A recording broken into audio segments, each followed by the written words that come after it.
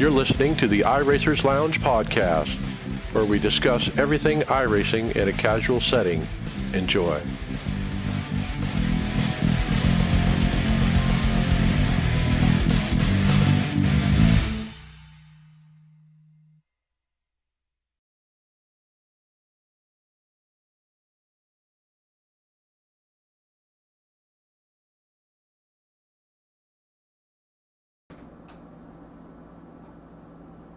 Welcome to the iRacers Lounge. I'm your host, Mike Ellis. iRacers Lounge is a podcast for the iRacer, where we talk all things iRacing in a casual setting. Joining me are the usual characters, Brian McCubbin. Hello, everybody. Hey, Donnie Spiker. Good afternoon, gentlemen. Anybody else tired? Yeah, and Greg Hectus. I'm a truck driver. I'm always tired. That should be real safe on the road, right? Safe in iRacing, too. Well, on the show this week, we'll review the eNASCAR Coke Series race at the Lady in Black Darlington. iRacing announced some electrifying news in their upcoming build. The Monday Night Racing League ends in glorious fashion, and we check out a monitor that answers the question, should I get a flat screen or a curved monitor? Yeah, and remember, you can follow along with us on your PC or mobile device in real time as you listen to the show and see for yourself all these great topics and products we'll discuss. Just go to iRacersLounge.com and select show notes. So let's see you there. Yeah, Sim Coaches offers the realistic sim racing equipment you need to win more races online. It is designed for real racers. Hydraulic construction makes them feel just like the real thing. High quality construction, 100% leak proof, and lifetime warranty are the key features with these pedals, and they look absolutely amazing. Check out simcoaches.com and use the coupon code iRacersLounge to get 10% off your purchase. Simcoaches.com is your ticket to feel like you're actually sitting behind the wheel of a car, drive harder, and stay on the limit longer.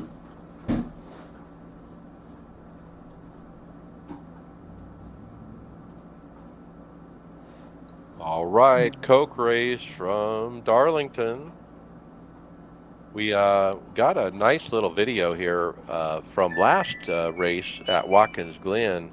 They call it open mic, and it's kind of a mimic off NASCAR's radioactive video that they do, where you get to hear the chat between the drivers and the spotters and crew chiefs and kind of the behind the scenes of what's being heard while the race is going down. This week was quite interesting. A lot of kind of focused on frustration, like you hear, all the different times when people get wrecked out. Like Ray Alfala ended up on top of the barrels, in a second wreck, and when he's trying to go for the playoffs, and some of the frustration that he expressed over the mic was something else, but also. Corey Vincent, oh my gosh, he was like, man, if I see this guy in a dark alley, I think, he's going to be in trouble, kind of thing, and kind of throwing out some pretty tight barbs and whatnot, some verbal sparring, but it's always fun to hear those. Yeah, that's a really cool feature to have. Now, a few seasons ago, I haven't tried this in a little while. In the Dirt World of Outlaw races, in the big ones, you could ghost them, and you could hear the chat as it's happening. But you can't. I couldn't do that with Coke. So with Coke Series, you can't get in there and ghost in and listen to what they're chatting on the server. But you used to be able to do it with the World of Outlaws. I don't know if you can do it anymore. I haven't tried, but it's really cool to hear these guys, real-time banter with each other during the races. No, it's good. It's always good to see any kind of behind the scenes, and especially when it's done in high quality like this.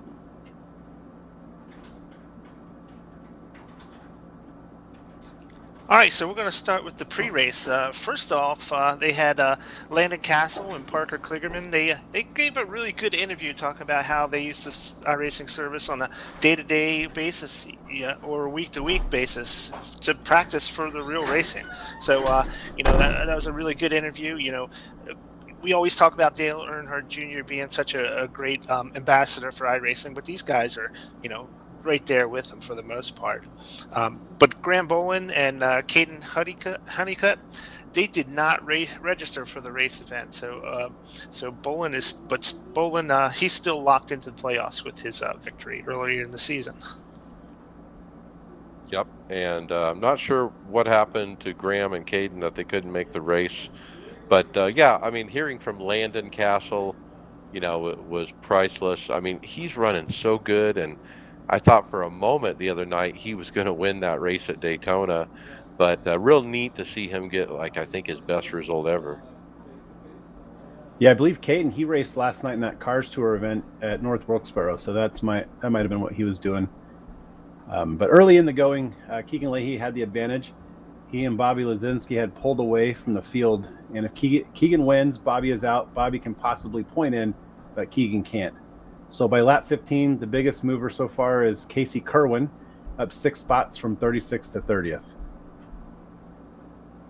Yeah, and kind of Keegan, before the race as it was starting, I mean, he pulled out the pole position. He was in that spot, to set himself up to, basically win this race and get in the playoffs. But boy, he pulled away from the field. He was looking pretty good. Well, Rio Fala didn't get the start he was looking for, and he was playing tag with Garrett Maines all the way back in 32nd place, and with just 20 laps complete and 100 to go, these guys were going at it. Lap 24, Keegan Leahy gets his the first Darlington stripe of the night, and it's the first one that's caught on camera. And at the same time, Bobby Zielinski's really closing in. Yeah, the first chink in the armor, as they say. I mean, Keegan was looking like the car to beat up until this lap. And so, boy, once you hit that wall once, the car is never quite the same. But this car is a little different than the old one where it doesn't fall off as much. I mean, it's just a little bit at a time every time you nail it. Yeah, by lap 30, new leader Bobby Zielinski takes the top spot from Keegan Leahy. Matt Busa also gets around into P2. Now 35 laps have been complete. By lap 30 or 41, green flag pit stops start occurring, and Bobby Lazinski has a comfortable lead as drivers opt to pit around the 1/3 mark. Yeah, and we didn't know what they were going to be doing as far as stops at this track because there is some tire fall off here, and it so there's going to be a wide variety of are we going to pit early, halfway, a little bit, are we going to run it out of fuel kind of thing. So this was the beginning of that on lap 41. So next up, lap 51, we see Real Fowler. He's running 27th now, which puts him 26 points outside of the top 20 to automatically get into next year's racing. But Keegan Leahy is actually closing back in. He's inching closer and closer to Bobby Zielinski every lap as the green flag laps keep clocking in. And then finally on lap 58, the caution finally comes out where Dylan Alt, he just loses it. It's Darlington. It's not unexpected to somebody just spin out at Darlington. So, but he did collect Jimmy Mullis and Malik Ray to dampen their day. But many drivers are start pitting. Logan Clampett tried to exit pit road as he was pitting in and hit the barrels instead. So he tried to make a last-minute change. It didn't work out well. Oh, man, and that's tough to make that decision right there at the beginning of pit road. Do I go? Do I not go? And I actually faced that in my Darlington race, and I almost got those barrels. Because you know what, the tires are worn out at this point, and this is one of the hardest pit roads in NASCAR to get on because the car won't turn. I mean, you drive it down in there, you turn the car left, it just keeps going straight, and you feel helpless. It's just one of those things, NASCAR. And they restart with Keegan Leahy and Bobby Lazinski leading the field into turn one. Almost a wreck for Casey Kerwin, Kyle Peddle, and Blade Witt. But they stay green. 44 to go. There's a new leader. Wilson gets to the front around Bobby Zielinski with just over 40 laps to go. But thankfully, Zelensky, he's still in the playoffs at the moment. Yeah, we had some great championship points indicators. Like they had different colored um, wings on the back of the car, depending on if they were in the, comfortably in the playoffs or if they were on the bubble trying to race their way in or needed a win in. And so it was kind of neat to watch the points as they run. And at this moment with Bobby up front, it looked like, with Steven Wilson, who's a repeat winner, leading the race, he was still above the cut line.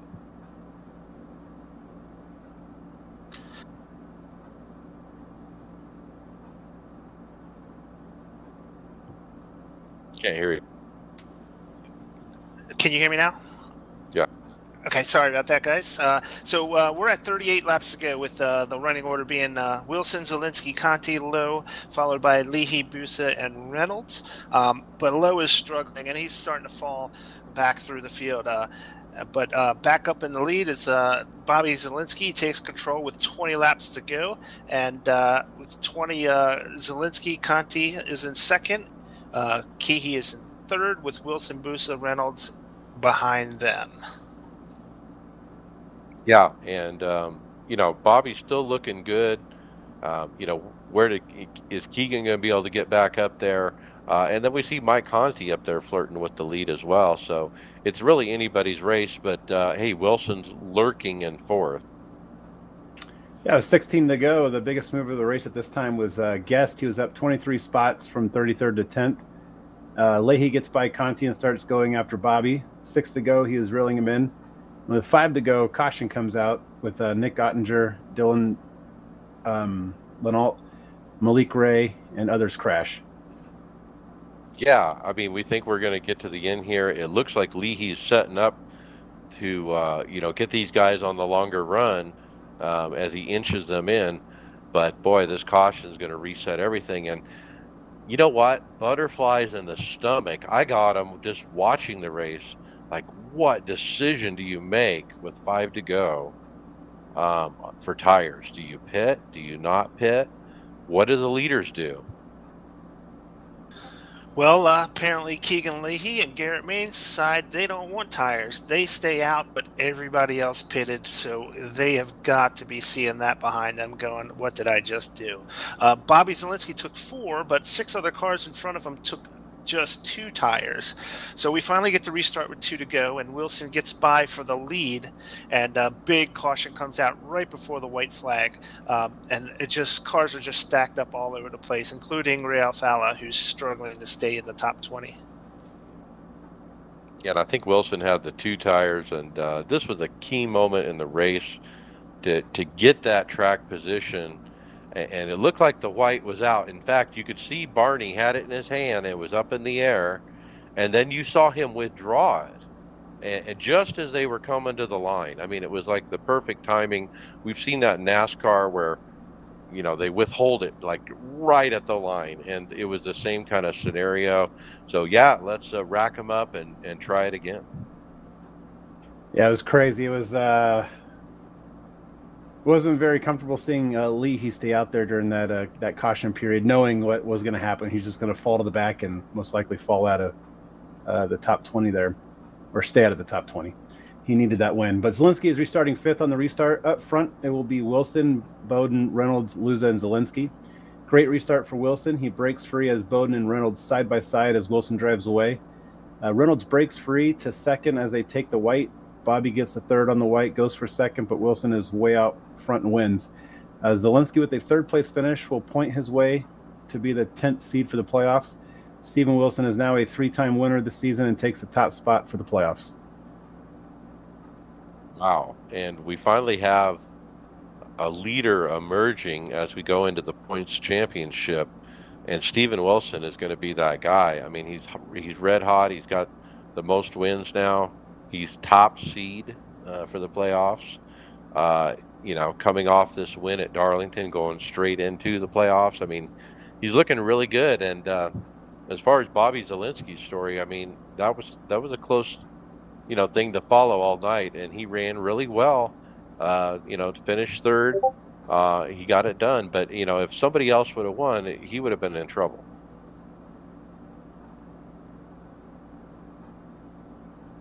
Yeah, these really late cautions can really just throw a monkey wrench in these races, and a lot of times when those late cautions happen like that, the fastest car does not win. It's just who gets the right pit strategy and makes the right decision on whether to pit or not. And Steve Wilson just made the right choices and took that victory. So congratulations to him. He's having a great season, and you'll see his name a little later in this show. Is race control manual in the Coke series, or is it automated like official series? It's manual. I think they run officially as a league. That's why you can't go in and ghost it and hear it like Brian was talking about. They have it restricted to the league members. But yeah, I believe Tyler Hudson is the race control. And that's how you can throw a caution so short, just like real life, I guess. And they also extend the caution, like if they were interviewing somebody, and for the broadcast, I've seen it where they've extended the caution. Well, good race. It was a little bit of, watching everyone kind of go through the tires, through the first part of the race, getting into the green flag stops. And then it got exciting when that caution came out. It's like, okay, let's re-rack them. And then the caution with 5 to go to set up that tire strategy call. Man, I love driving NASCAR, but I don't like making those decisions. And that's why I run with the team, so I can say, dude, what do I do? And I got 7 or 8 guys in the room. They'll give me some quick answers, what they think, and I'll make a decision and go with it. But these guys in the Coke race, they have the same kind of structure where they have people there in their ear telling them what to do. And sure enough, Stephen Wilson said on the race after on the Twitter, thanks to his crew chief who made that call for the 2 tires, because that ended up being the right call. I mean, if you look at Bobby Zielinski, he had the track position. If he would have done 2 tires instead of 4, he would have been the first on 2 tires and probably would have won that race. Yeah, I understand the dilemma between taking 2 and 4 tires, where some real strategy skill plays there, but not taking tires, I did not. Immediately once you saw him not come in and the rest of the field stay out, it just didn't make any sense. Yeah, I agree, Donnie. Especially at Darlington, that track is just known for just chewing tires up like crazy.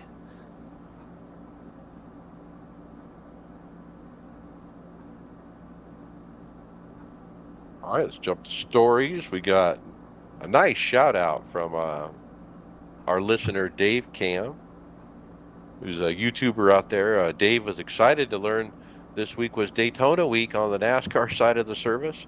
Daytona week was brought to his attention by our Twitter post from earlier in the week asking followers what track layout they prefer, oval or road. At the beginning of the video, he does give us a nice shout out. Thanks, Dave. I appreciate that. I always watch your videos, and I enjoy watching what you Brits do out on the roadside. Yeah, he gave us a shout out and dedicated the video to the podcast, which was actually pretty damn cool. But he's probably one of my favorite YouTubers. I like Barry for the review process, but Dave has good equipment. I love the setup here. It's something I think I'm going to try to aspire to achieve.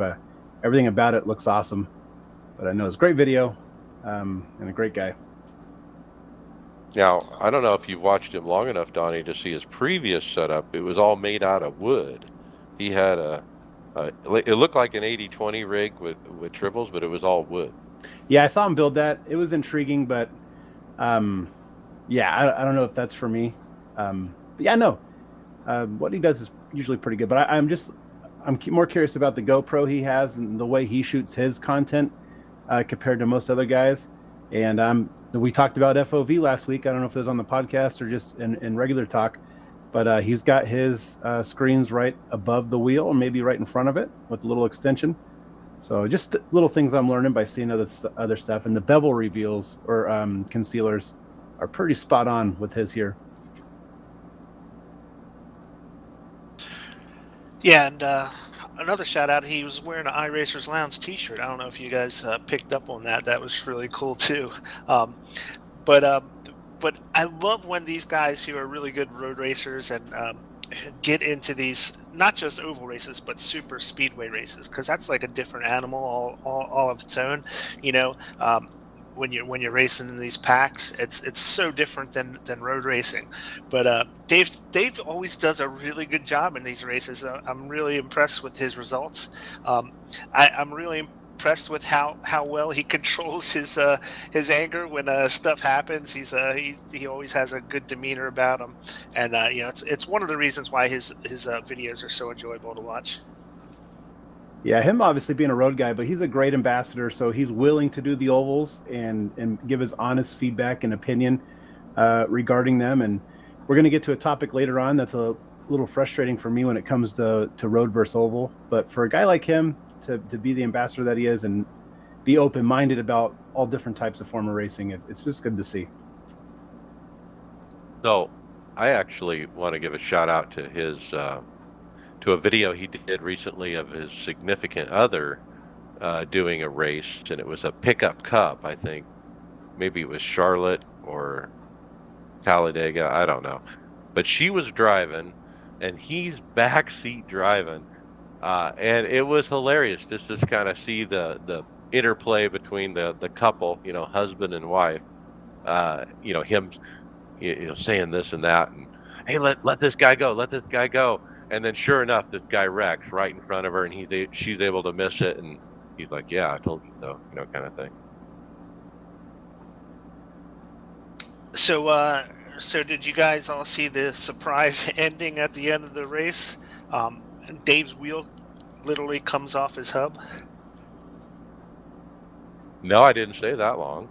Yeah, he at the very end of the race, he's in the truck series, and there's an accident and takes him down to the infield on the I think it was on the back, on the super stretch on the backside, and he's fighting it through the grass and back onto the track, and his wheel comes off the hub. I think he said that it looked like his screws might have been a little too short, didn't have enough bite into the hub, so all that banging around going through that accident, his wheel just separated right from the hub. Yeah, it looks like he's using that Fanatec NASCAR licensed oval wheel. Is that physics gone wrong, maybe? I don't know. A Twitter post by Brendan Hyperstar shows off a pickup cup crash.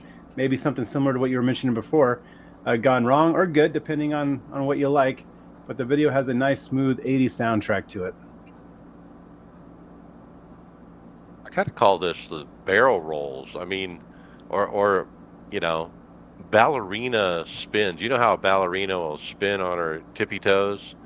A tip top, a top. I guess you have a top with a string, and you pull the string and it spins. Yeah, that's what this truck is doing.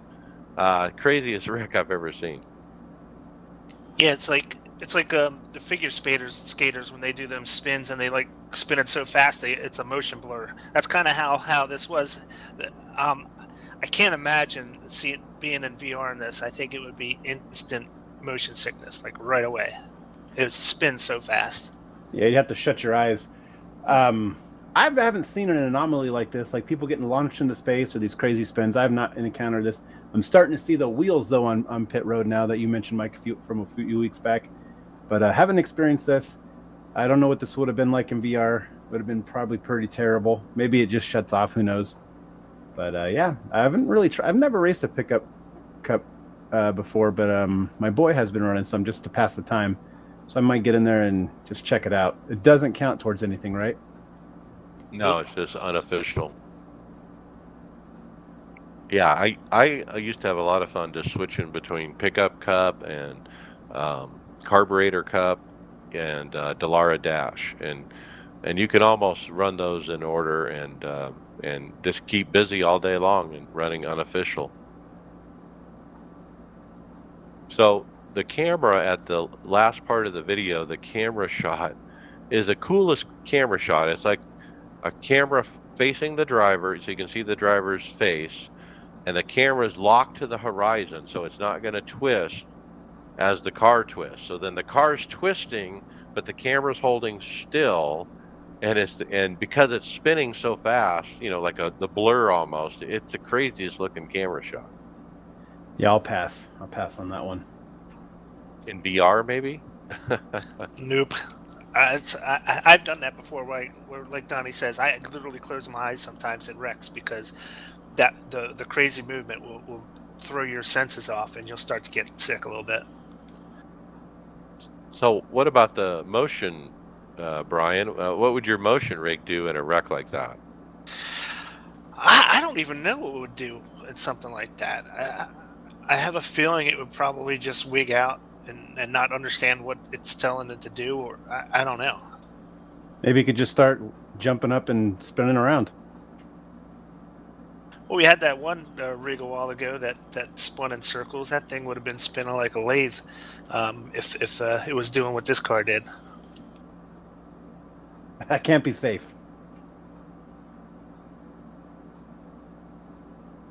All right, I got the next one. Do we need a 100% NIS series? This comes up ever so often, probably once a year. This is a forum poll put up by member Andrew T. Jones. He asked, do we need this, yes or no? And I voted a big old fat no. And I think I actually did a comment here. Let me see if I can find it. Yeah, I did. So I'm going to read my comment and my reason. I put, no, the current length and times have been set for several years now, and this series has flourished. For what you propose would potato it. Most people, I would think, are not willing to run a 9 p.m. Eastern start full-length race 36 weeks. The half distance is great, 2.5 hours usually. We still need some family life balance too. 4 times a year we run the full length. It's perfect. Most can commit to a series, I would think, that is not overbearing. So a big fat no. My opinion would be, if they do this, it would have to be separate from the current NIS, and that would take away from some of the participation, I would think, in the the NIS that runs half most of the time. So I like the idea of it. I don't like the effects that would have on NIS as a normal series, because I think they should have that option. And I don't think you'd be able to cross over the points between the two, between the regular NIS and 100% NIS. So I think that would be taken out of this, have its own separate points. But I think it's a good idea. I just think it's going to hurt NIS the other way around. Rob Paul to pay Mary. Yeah, I actually agree with everything Mike said and everything you said there, Brian. If they did something like this, you would now, granted, I'm an NIS newbie. I've only ran maybe a handful of races this season, but I plan on doing it going forward. So keep the 4 fixed, keep the 4 open, keep it its own championship on the fixed and open side. But if you do bring in this 100% series, make it a one-time slot. It could be the hardcore series, and make it the same day of the week, one-time slot. You make it, you don't make it. Maybe make it Sunday morning, who knows, or maybe Saturday evening. I don't know where you'd put it, but make it its own thing, and so that way it wouldn't take away from the open and fix. It might take, if I plan on only running two opens, but I want to run this 100% race, then I might only run 1 open, and then this 1 full length race. But honestly, I thought Darlington was a full race this week, so I wasn't even planning on running it. I was like, I don't have time Friday evening to run 500 miles at Darlington, which I think would be 4.5, 5 hours. I don't know what it usually would take. That's right. Yeah. So, but I was glad to learn it wasn't. So I started practicing last night. But yeah, I can see this happening if it was its own dedicated series, because there's talks on the IndyCar side. Because right now I believe we run half the races over there, or half length. But there's talks about pushing that to 100% for the full series, for the open series, and I think fixed as well. I don't know. Rebuttal is, the crown jewel events, the Daytona 500. I mean, would it stay with the current NIS or would it fall into the new 100%, NIS? No, you keep And that kind of thing. you keep open and fix exactly how they are. The Daytona 500. Wow, now that one's tricky because that one falls in open and fixed. So But you yeah, I don't want know. everyone to Yeah. be able to participate in a crown event, and you need the multiple time slots that NIS provides. And so it's like I said before, it's a perfect balance. Why monkey with something that we've really, stuck with for how many years? I don't know how many years NIS has been going. I think it's 9 or 10 now. And we really haven't changed anything since the beginning. I mean, it's really stayed the same. And that's another reason. Let's keep it the same. So I'm a big fat no on this. Now, the poll actually is going the other way. They got 66% saying yes, 33% no, but not a lot of votes, only 68 votes total. Yeah, to take this in two different directions, there's always a topic that comes up with NIS about adding a fifth time slot. Now, I'm the furthest west. Well, I'm in your time zone, Mike, but you don't change like I do throughout the year. But it's rough. It's rough to make a Wednesday night 6 p.m. start and a Friday night 6 p.m. start, or we got to do Sunday morning at 7. There's always been talk about a fifth slot later in the evening, but people are worried about participation at that point. And also, I always hear about in the forums on the B side and the C side is on the bringing. So the B Open runs a full schedule. I think they run 38 races throughout the season, but they're talking there's talks in those forums about bringing the NIS to the B series and the C series as well. But will that hurt the participation of the traditional NIS series? Another rebuttal is, you look at the length of the Coke race, they're following half distance or even less in some cases. But they're not doing more than that. And there's a reason for it. I mean, again, we're not doing real racing. We're not NASCAR. We don't need to run 500 miles. We're doing sim racing. And sim racing is I don't know, for me, I think more than 2.5, 3 hours is too much usually. And I don't mind it once in a while on special events. But on a regular basis, I don't know. It just rubs me the wrong way. Um, I'd rather not. But the other thing is, what about leagues? I mean, we have leagues that fill this need. There's a great league called Full Throttle. And guess what? They run every Saturday night, full length NASCAR. And they have a full field or almost a full field. Anybody can go there and run, 100% race lengths. There's other uh, leagues out there that do the same thing. So, what about that? Yeah, if I'm going to run a league race, sorry, Brian, go ahead. No, I was just gonna. Mike kind of stole my thunder. That's where I was gonna bring up next. I think this might be better suited for leagues because the reason I think people want to do 100% races because they want to do exactly the same thing that the cup cars do in real life. They want to run the same tracks. They want to run the same lengths of races. But another thing that League provides is that they'll be running against the same people every single week. And that's another part of the puzzle that really makes it realistic. You're always running against the same folks every week, and so maybe Mike has a good point that that leagues would be the best place for this type of series. Yeah, and going forward next year, I'd be interested in joining a league. The time would have to be right, and I'd even pay for it. But the problem is, I'd want a good league with minus all the bureaucracy that goes along with the leagues and where they favor certain people. I was a part of the league in the very beginning, and I saw it right away, and it just turned me off, and I've never gone back to a league. The favoritism would bother. If there was a league out there that ran very strictly, there was no bias towards anything, then yeah, I'd be all for it. Well, you're not 35 yet, are you, Donnie? I'm 40. Well, no, 39. Okay. Check out OBRL. That's exactly how they run. They're clean, very. I mean, they stick to the rules and they don't have any favorites at all. I've heard of him. I'll look him At up. Old Bastards Racing League. Didn't you guys run that before? Oh yeah. Brian did. I remember you guys Chris mentioning was it here. running it. Yeah, we've had quite a few people in it at one point or another. I think I've probably been around the longest in that league out of all the Tifosi guys. Chris has been around pretty long too, actually. But yeah, I'm just getting ready to get back into it as soon as I iron out a couple problems, and that's my next goal is to get back into OBRL races. Cool. All right, I got a wild finish to the Monday Night Racing League Championship between a guy, Presley Sora, and Anthony Alfredo. Basically, they came down to the line and wrecked each other coming to it.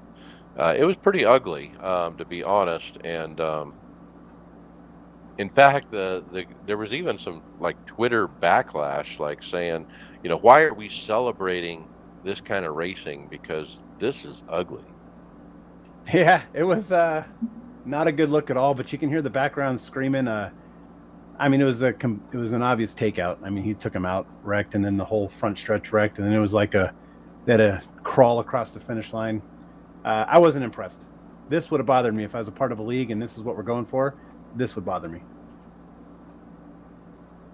Yeah, this is a high-profile league. This is the one that Kyle Busch was in for quite some time, and obviously Anthony Alfredo and others.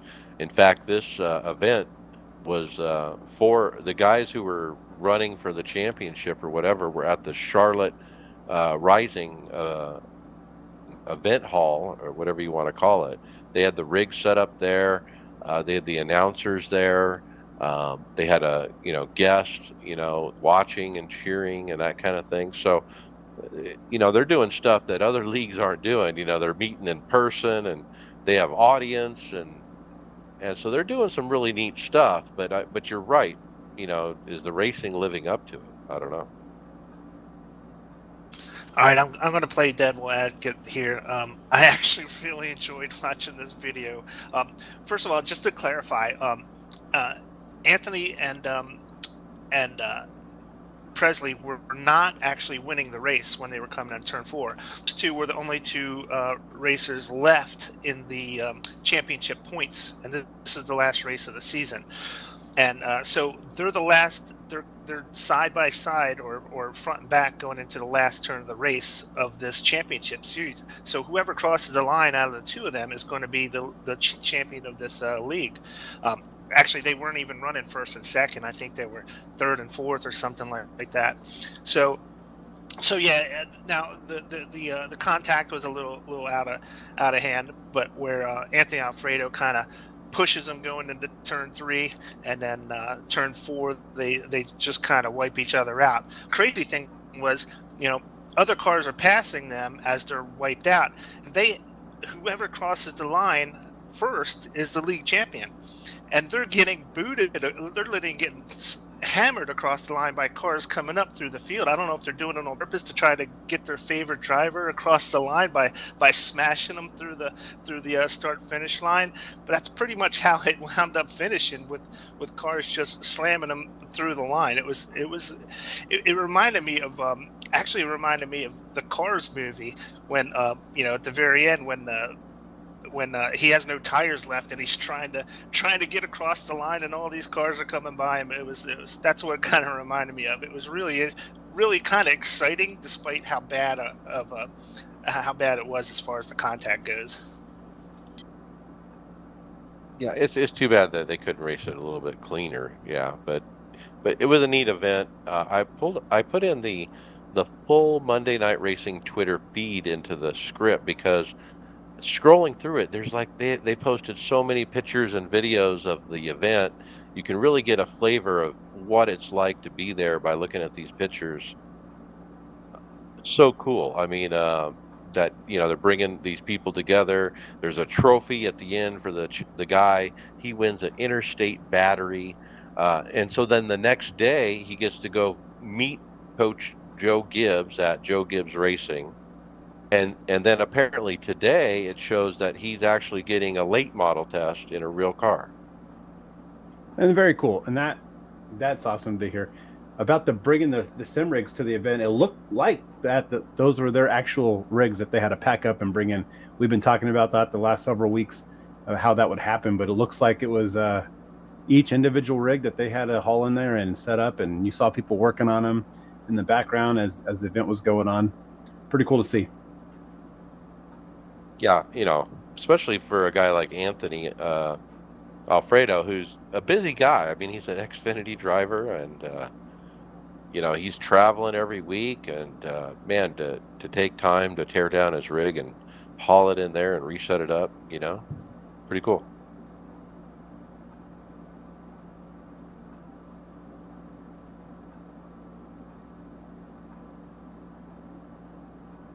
Hey, how about a job as a quality assurance tester, Brian? Yeah, so iRacing posted in the forums that they're looking for a quality assurance tester. So this is a pretty cool job to have. It's not like your typical job that they post that's real high qualifications as far as technical skills and stuff like that. There's no degrees or any kind of anything like that. It's really just testing cars out. You're going to be racing trying the beta, the alpha test team, and they just want somebody who's been around iRacing for a little while, has a really good eye for detail and things like that. It's a pretty cool sounding job. It sounds like your job is basically to just race and see what's going on, what's wrong. Yeah, that's new code. They write up new code. Somebody's got to put it, through its paces to see if it works or it doesn't work. And back in the day, I used to be with a company where we developed a piece of software, and I went through the development process where I did stuff like this, where we would beat up on it. We would do what I would call monkey testing, where you go in and push buttons that you wouldn't think you would normally push, just to see if you could break it. And we did. We found all kinds of problems, and we would report them out. And this is that kind of job but like Brian said, it's, hey, you're getting in the car, you're racing on a track, you're going to see if it works. Yeah, it's always a job you always heard of as a kid growing up playing video games. That'd be an awesome job to have. Just play video games all day, find bugs. Sometimes when I think about it, I don't even think I'm smart enough to do it. Like, I would play the game, or I'd race on the track in the sim, and I wouldn't even know what I'm missing if I'm missing some bugs and whatnot. But so you got to have that special individual willing to dedicate his time, probably play for free, and hopefully find some bugs, help us out. Got to move to Boston, though. No thanks. All right, so Donnie, how do you enjoy oval racing? Well, I love oval racing, but Michael Bergbauer asked, what do oval guys like about oval racing, considering it's like playing Russian roulette with all wrecks? So he posted in the forums this topic, and he says, I just don't get it. I would like to know, and I tried to like oval. I race short track and legends and street stocks, that could be a problem, trucks and Xfinity. But in all series, it boils down to playing Russian roulette. There's probably 30 to 50% chance in every race to be wrecked by some kind of potato. What do you actually enjoy about oval racing? So this topic always bothers me, and it always seems to come from the roadside, asking what's the deal with oval. I never have once thought like, oh man, what are these roadies like about road racing? If I want to road race, I'll road race and I'll enjoy it. But this is always the misconception, I feel, because I don't get in a lot of races where it's just nothing but wreckfest. My B Open races are pretty clean. We just raced Darlington this week, and we had our 1 or 2 cautions. We had our 60-lap green flag run. NIS could be a little different, but yeah, I don't know. I don't like these posts. I think, I can identify with this guy. Back in my first year, I probably wrote the same post. I didn't get it. It was like I was running, I believe, legends and street stock and that kind of thing. And like the guy says, you're wrecked out 50, 60% of the time. And you're kind of wondering, okay, is this fun? Is this, am I headed to something different? But for those people that feel that way, I guess what I say is wait for it. Move on to the next level. Get your I rating up a little bit. Get your license up and migrate into some different series and different cars. Um, and experiment and try different things. And guess what? You will find oval racing that's fun. When you get the right car on the right track with the right guys, it's a blast, man. It's a blast.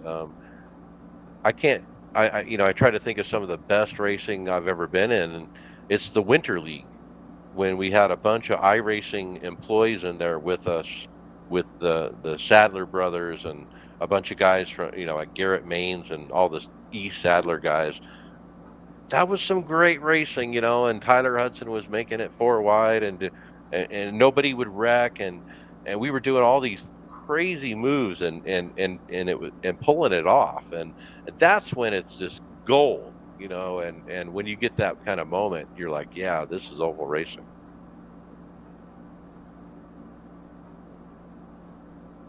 Yeah, I Now think I did go ahead. I'm sorry. The best way I can sum it up is I think with road racing you're racing the track a lot more, and in oval racing you're racing other cars a lot more. So if other cars are not up to par, or they don't have good racecraft, then yeah, those races are not going to be great. But when you're firing on all cylinders, you got good drivers around you, and it's more racing person to person than road tends to be. That's where the gold is, like you were saying, Mike. That's where that's where you get the most satisfaction, is when you're racing guys. You're clean and you're running hard, and you're racing that person. You get more of a feel of a competition between people than competition between you and how well you can run the track.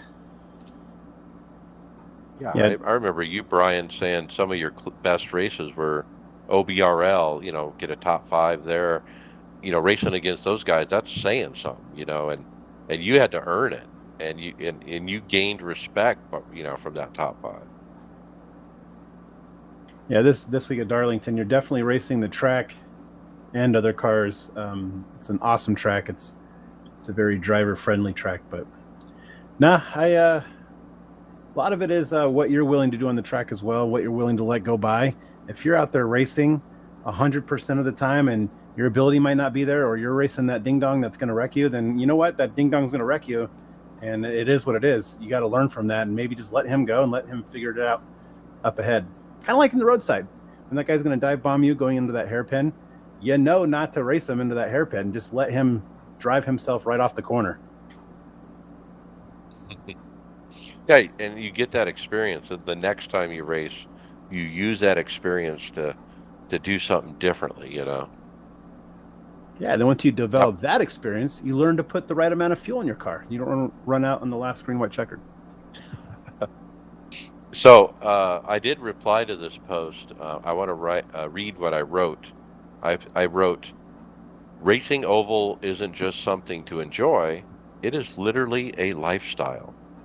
As I always say, if it was easy, nobody would do it.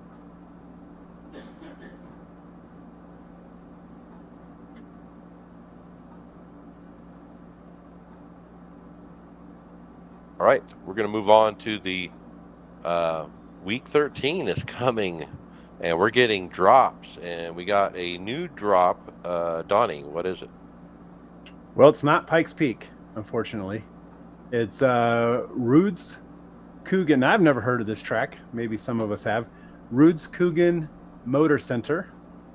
iRacing announced that the upcoming release in the week 13 build next week for the Norwegian Rudskogen Motor Center as free content in the upcoming build. So, I have not experienced them bringing a new track to the service and it being free. So this seems pretty exciting. Has this happened to you guys in the past, where new tracks come to the service out of nowhere and it's free? They have done that before. The scuba, which starts with a T. It sounds like scuba though. Yeah, I think that one was like that as well. But and I think they did that, Donnie, with the early rally tracks and the early dirt tracks. They were also free content. Well, it's just good to see that even in our times now that needing the most money possible to keep the service going, that they're willing to put out a track for free. I have no idea what this track's about, the layout, but I do see a Formula car on it. So I'm curious to give it a go and see if it's in the USF series next season or for season 1 in the wintertime. Now, before the announcement in the forums, they kind of figured this out based on the screenshot that we thought was Pikes Peak last week. In fact, it was Billy R. Roberts in the forums. He pulled up a Google map GPS coordinates of Rudskogen, and sure enough, it turned out that that's what it was.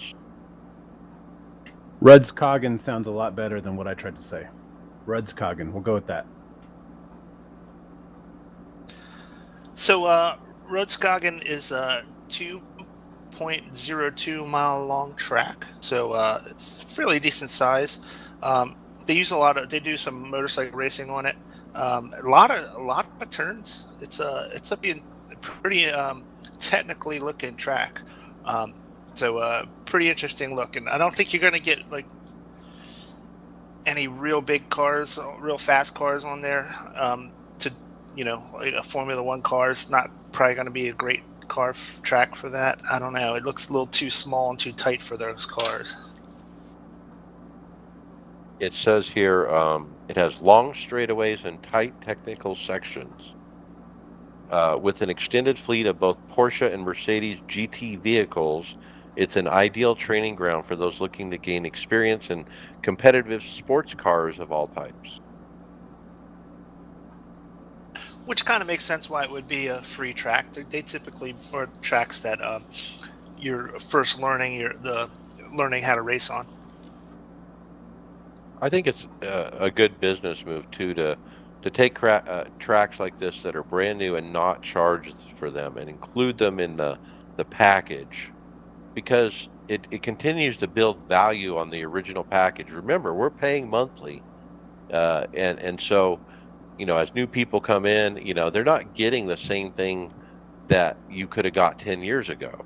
I think when I first joined, there was some kind of special at the time where join now and get Watkins Glen for free or something like that. And I think they were charging for it, but they were including it if you started a free membership. I kind of remember something like that when I first started. But yeah, I think it's great that they continue to, increase that base package. Yeah, it's interesting you say that. So when I started 2 years ago, I have the legacy content, some of it. And then I noticed when my son got on a couple months ago, he does not have nearly half of the legacy content that I had. And I didn't buy the legacy content. It just came with it. So I was curious how that works. He did do the 50% off the 2-year subscription. Or it was 60%, whatever his promo was. But yeah, he doesn't have a lot of the cup cars from the previous generations that I got when I signed on. I would think it would all be the same. I don't get that either. The base content is the base content for everybody, right? I don't know. We'll have to dig into that. Brian, how about the World of Outlaws? Yeah, boy. The iRacing Butt Kicker World of Outlaw Late Model Series had round 6 Monday night, and they were at Kokomo, which is a bull ring. I think it's really the first bull ring they've had this season. It's listed as a quarter-mile track, but for it being such a small track, it's very wide in the turns.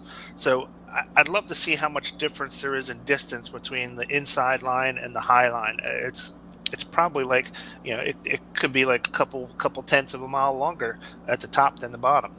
But you get a lot of speed up there because it is banked a little bit more, and it was a cool race to watch because you have these guys running this extremely low slider line, and these other guys running the wall, and they would separate by 6 car lengths in the corner, and then come back together on the exits. And it's so short, you really don't even have a straightaway. It's barely a straightaway. You probably don't even go straight at all before you turn into the next turn. So it was a cool track to watch these guys race on. And coming out ahead in week 6 at Kokomo was Blake Majulis, which is his 3rd win of the season. So that's his 3rd win in 6 races. So he's won half the races this year.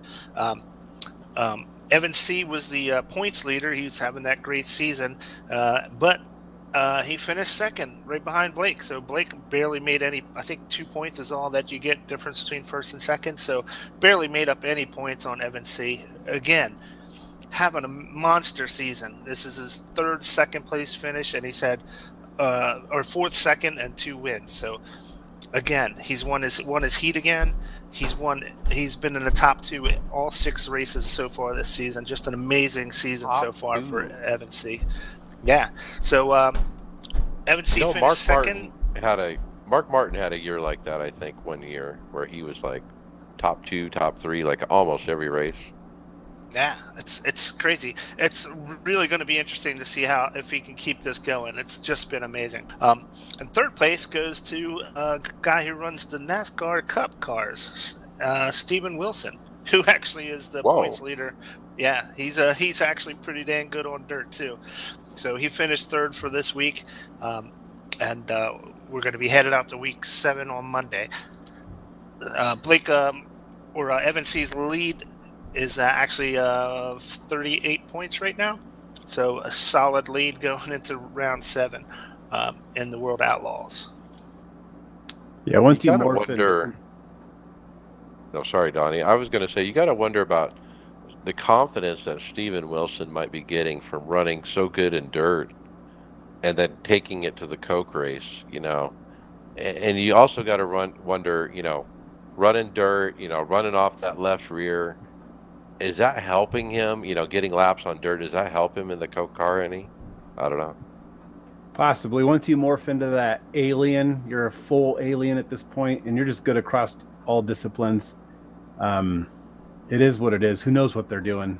They're just really good. So if we get our aliens in our typical series we run, they're not going to the dirt car, they're not going to the road car, and they're not aliens there. But these guys here, this Wilson guy, I don't know, maybe he's morphing into that alien.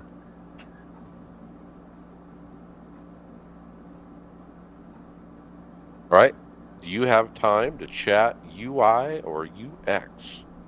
Dave Snyder posted a tweet asking, if you're an iRacing user and have an hour to chat with me about UI in the game, you can sign up on his Google Doc and he will talk to you about upcoming UI changes.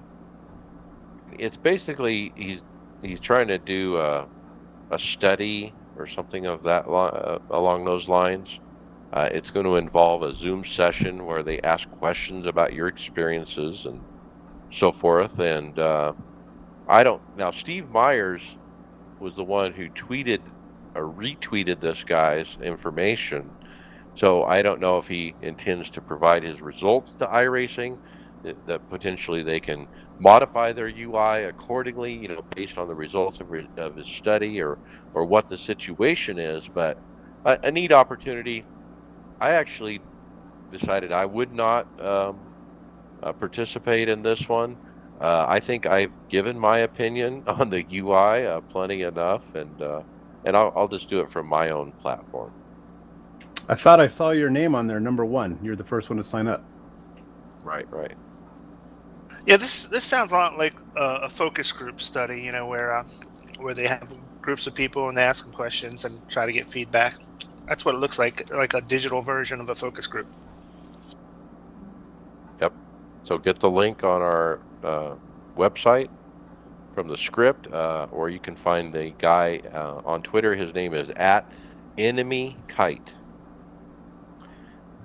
So I know your big beef with the UI is how many clicks it takes to get to the race. I think I just did it in 6 clicks, just in case you're curious. It's a lot of clicks. Oh, that's 3 times more than what I need. I've come to enjoy the UI. There's things I need in there, like the championship point standings. That's silly that it's not in there. And I don't know. I've just gotten used to it after I just went cold turkey one day and decided to only use the UI. I don't like it for updates though. I go back to the website for updates, so maybe they can work on that being better. Every time I click on an update in the UI, sometimes it gives me an error code. Then I got to go back out, go back in, and then now I just go with the old website for updates because it's fail proof. It just updates when you need to.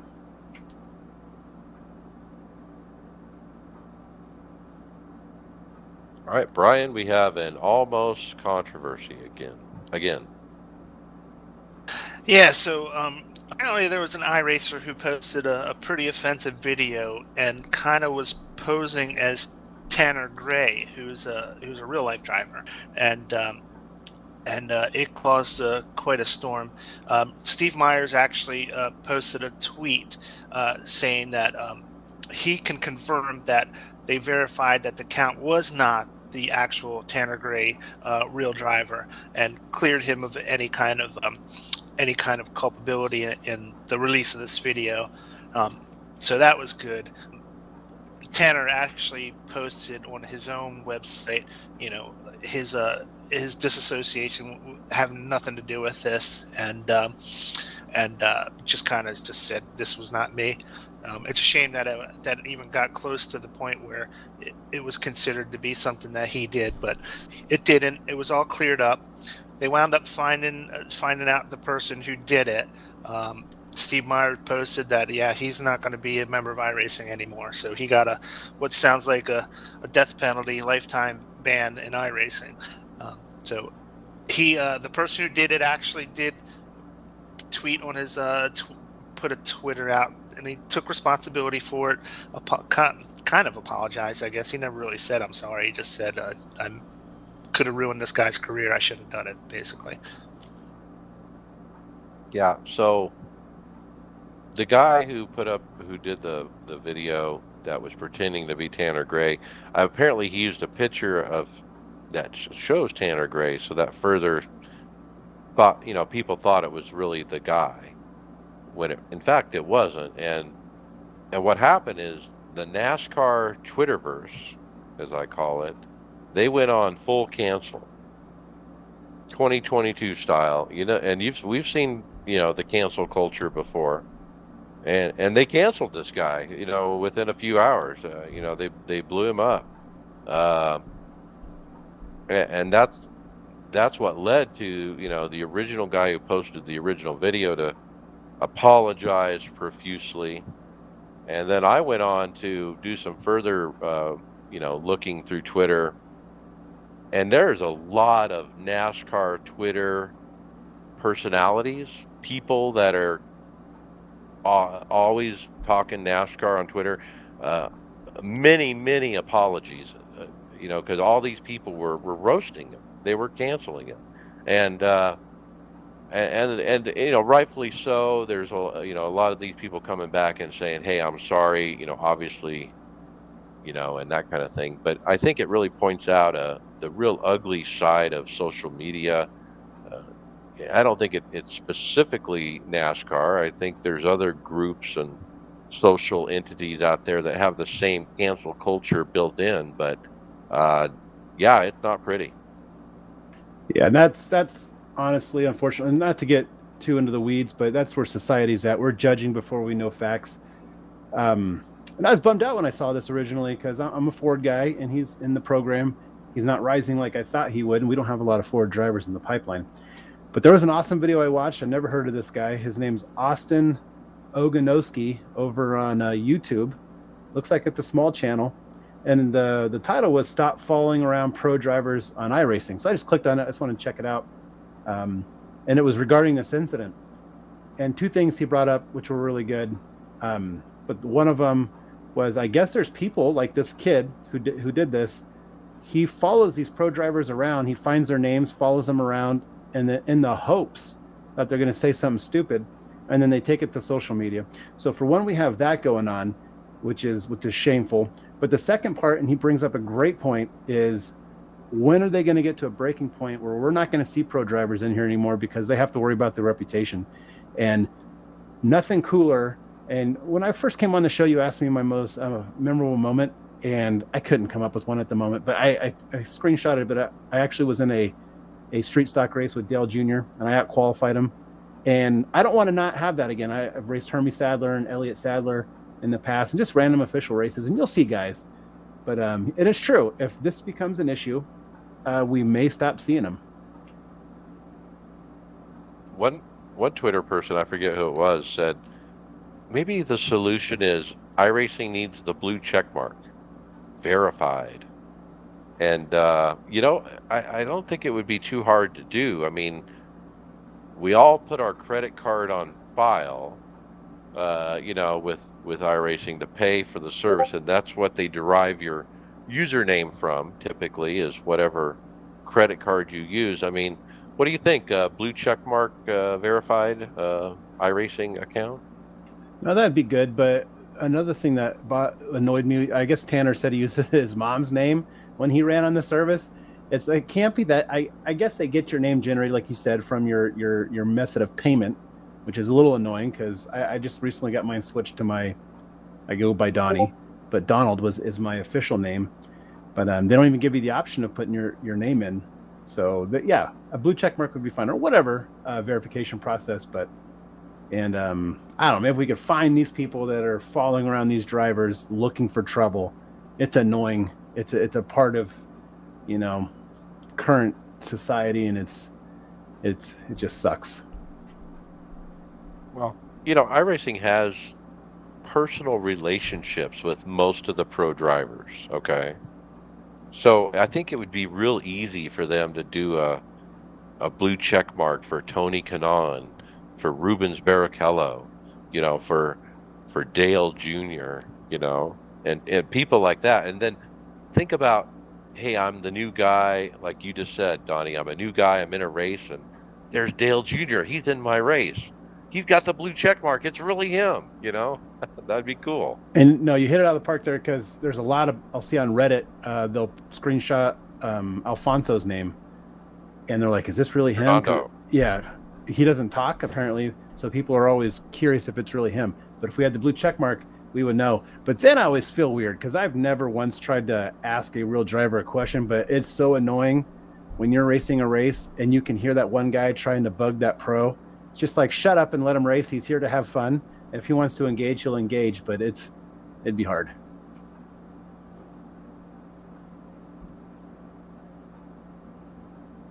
Okay, Brian, are you ready to accept the mission? Yeah, this came from a tweet from Porsche Motorsports, actually. They're announcing their first vision of an all-electric, they call it the Mission R, race car, and it's going to be released in iRacing. So iRacing is going to be officially in the electric car business with this new Porsche Mission R car. So that is a game changer. It's obviously the first electric car that iRacing's ever had in their service, and it's going to be interesting to see. I'm curious of what the level of interest is going to be in this. It's definitely it's a good interesting. discussion. we kind of had this discussion in our team chat. What's gonna happen here? And I think Greg had the best take. Greg was saying, look, remember the jet car, the Dallara IR01, and how it was all popular and cool the first couple weeks, and everybody bought it and ran it, and then it kind of just disappears off the face of the earth, like nobody runs it anymore. This is going to be the same way, and I think Greg's right. I think initially, people are going to do it because it's new, it's different. Let's try it. Be a curiosity factor there at first, for sure.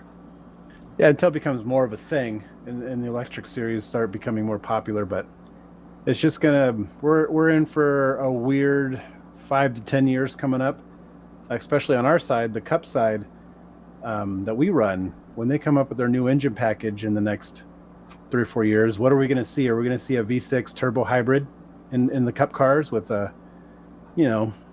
PDK shifters on the column? God, I hope not. It's gonna. I mean, who makes a V8 naturally aspirated engine anymore? The NASCAR Cup Series and Xfinity and them, but nobody is making that in a production car anymore. So for these manufacturers, they don't want to put the time and resource into something that doesn't sell. So we might see. Heck, who knows? Maybe a 4-cylinder series. It's going to be weird, but it's something we're going to have to look into and then start thinking about in the next short future. Yeah, you're right. I mean, here in the United States, I mean, we're really coming to a head on the whole electric car thing. You got states like California mandating, you know, no gas cars can be sold after such and such year and this and that, but they can't even keep the electricity on 24 hours a day. It's a joke that you oh, let's push all these electric cars, but our can't even support it. And there's no plan on, beefing up the grid. But, let's get the majority of Americans on electric cars and it'll all just work out. I just don't see how it's going to be a smooth transition.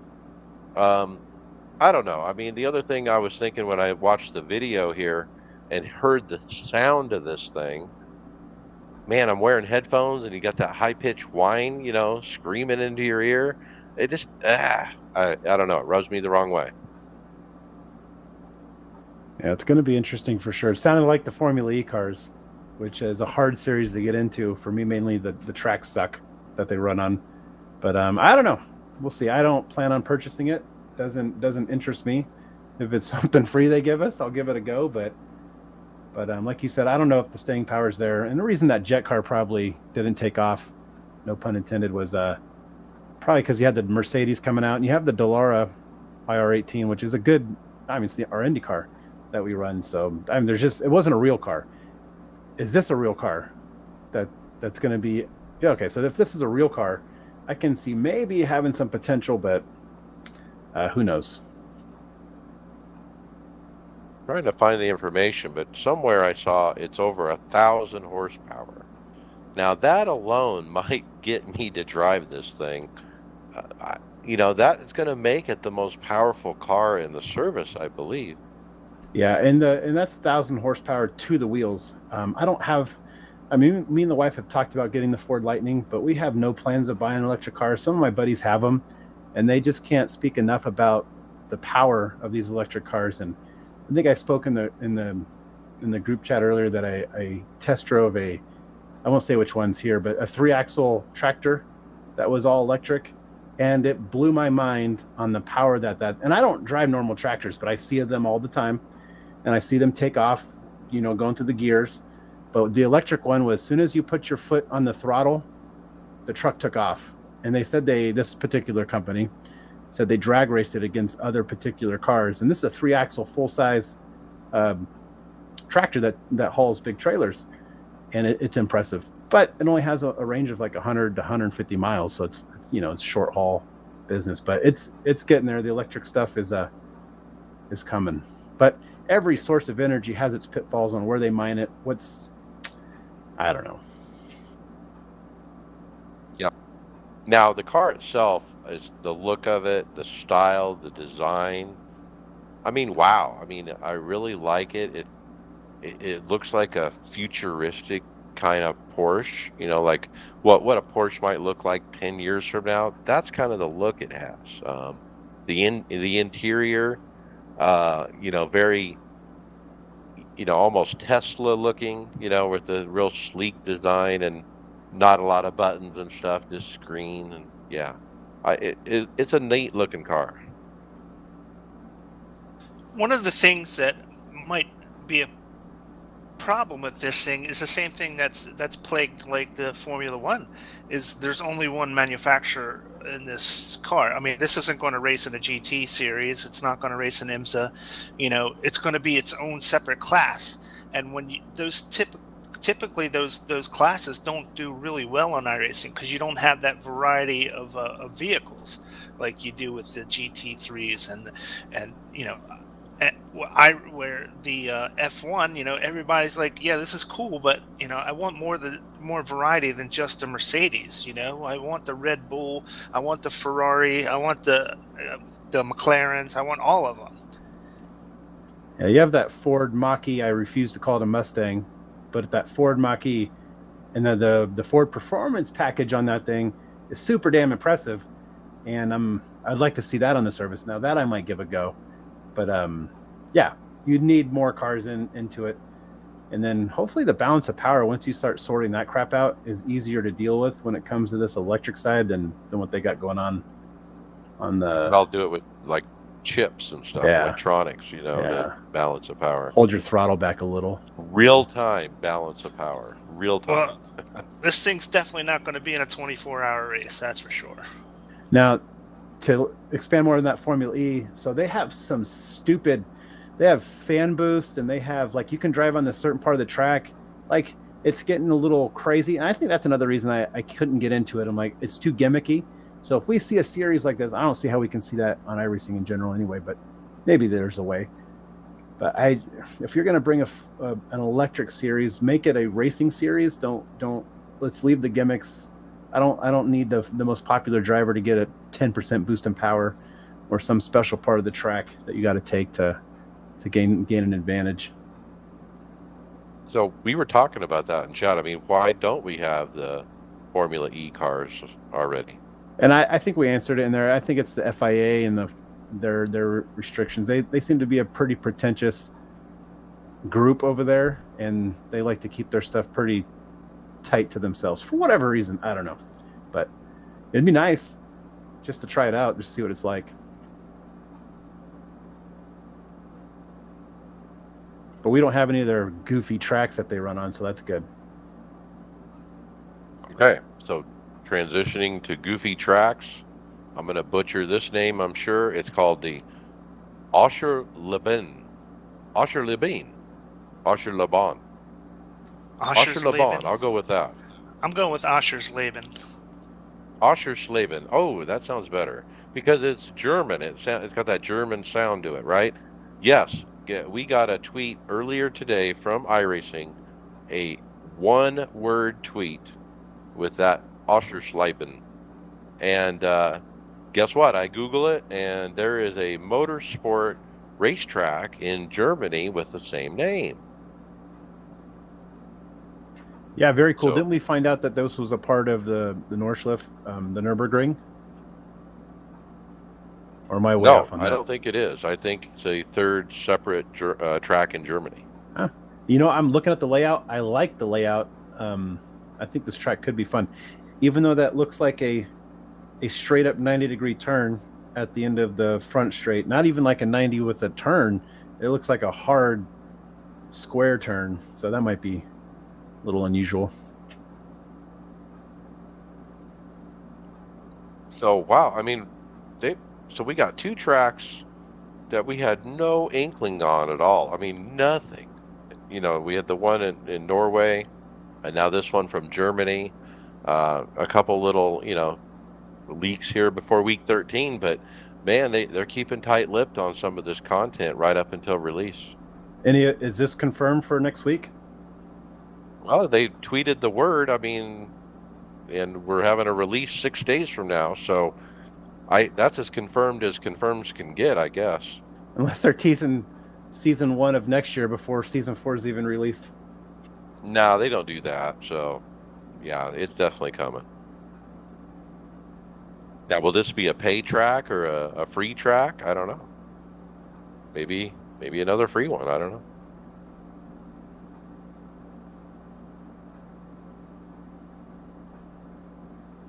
All right, moving on to events. Brian, the Bathurst 1000.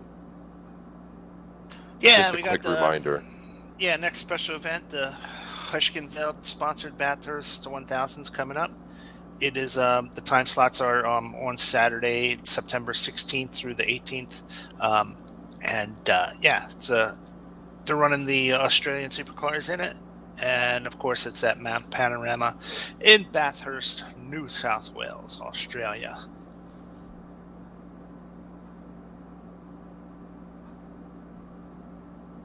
All right, and now on to podcast housekeeping. Leave us a review on your favorite podcast platform to make it easier for more listeners to find us. Don't forget to mention it to your fellow drivers during the race so they don't miss out. We do appreciate it. Don't forget to join our Discord. And I want to shout out to our listeners over there. A lot of our stories come from our listeners, and some of you guys email us. Some of you put it in the Discord. We love it. We'll take any story ideas. You can email us at iracerslounge@gmail.com. Don't forget the website, iracerslounge.com. And we are in regular rotation at the Performance Motorsports Network and the Sim Racing Channel on Roku TV. Fantasy, Brian. All right, boys. So we had the wild card of the second wild card at Daytona this year, and coming out on top was iRace Too Slow. First place, our own Tyler Williamson. Second place, Fat Boy 1999. I think that's his second in a row. So Tyler's really having a good couple weeks there. Oh Baby 44 is in third. Stephen Llewellyn finishes fourth. So second Tifosi racer in the top four. And Greg finished ninth. Bobby Jonas 11th. I finished 16th. So it was actually a pretty good week for the Tifosi guys, all in all. Well, besides me and Donnie, we're fighting for last. Well, you had Kurt Busch, right?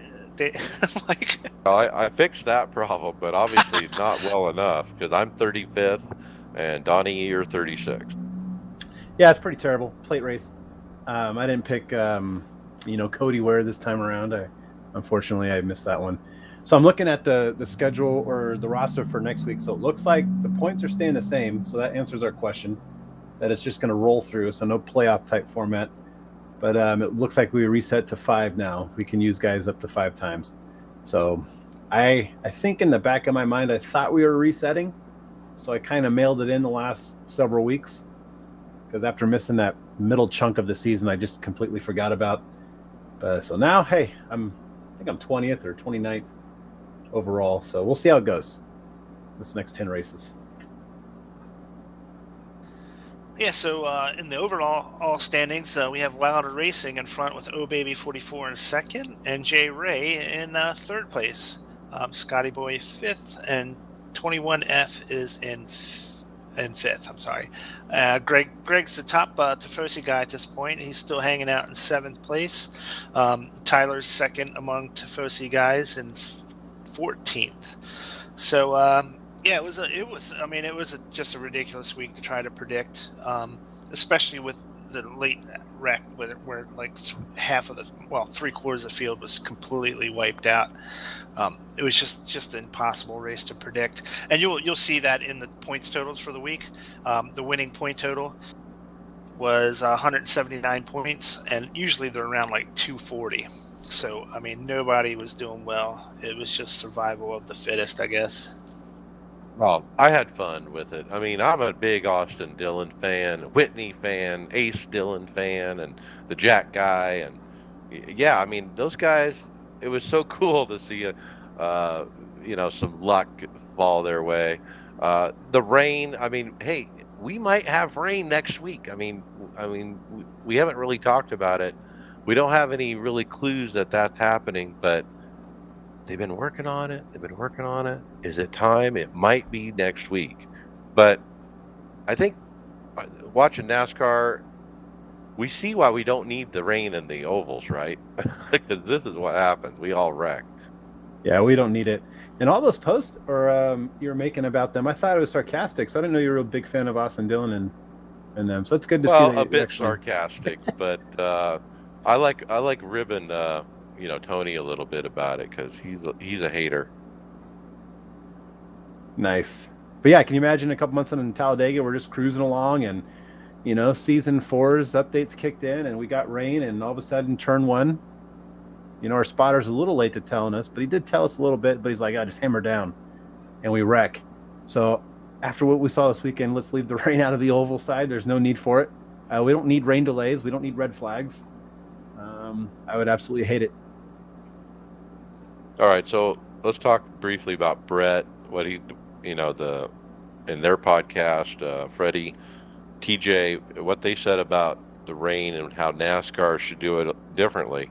I mean, you got to say he's got something, when he says we need to post a guy in the parking lot across from the track, and let him call in when it's racing, and they need to throw the yellow before the rain. I mean, it makes so much sense, but why don't they do it? TV's pushing them to get that thing done. That's my guess. Well, and if they throw the yellow prematurely before rain, then you might have a favoritism problem. Oh, they threw it because, Dale Jr.'s out front or whoever their guy is, Bubba's out front. Let's throw the yellow. Yeah, that's when you can't let social media dictate your life. It is what it is. For going forward now, we're gonna probably see yellows before the rain comes. But I don't know. I don't like know to if we play. will. We had that rainbow yellow a couple years ago at Daytona where everybody claimed it was a Chase Elliott yellow. But I mean, they're not going to not throw the yellow going forward. You're not going to stack 27 cars into turn one again. Who knows? They are done. I mean, their race control seems to be the worst of any series I watch. So maybe it's possible. Maybe they'll do it again. Who knows? They did it last year in New Hampshire. They didn't learn. So seems like Well, with that's weather, what I was going to say. Yeah, they New can't figure it out. Hampshire, I mean, they drove into a green flag, coming off a restart, and it was pouring rain, and they all piled them up. Isn't NASCAR's home in Daytona? They're probably used to this Yep. weather, and I bet we still go back in August, and we still run these summer weather rain events. But I'd be curious what it's like in October in Florida. We can have Bobby chime in on the chat later, but what Florida weather's like in October? Is it different? Then maybe swap Florida and Talladega out, but I'm sure it'll rain in Talladega. Yeah. As well, but what about, history, nostalgia, tradition? We've always had the Firecracker 400, and now it's morphed into what it is now. But I mean, you're suggesting moving it even more. Well, if they want this format, so I say yes, go back to 4th of July because that's what I grew up watching. But we have to have these stupid playoffs and these excitement races. So you got to now. I think Bristol's a cutoff race, Talladega's a cutoff race, and it's just I don't know. I want it. I know we complained in the Winston Cup days about Jeff Gordon winning, with 7 races to go, but at this point, this stuff gets out of hand. With it almost feels. I don't want to say fake. Fake's not the right word, but Manufactured. Yes, and I don't want that. I want the racing to be racing and not have to worry about cutoffs and playoffs and none of this crap. But I'm different. Based on my previous comments, you can probably see I'm pretty boring, and I like things a certain way.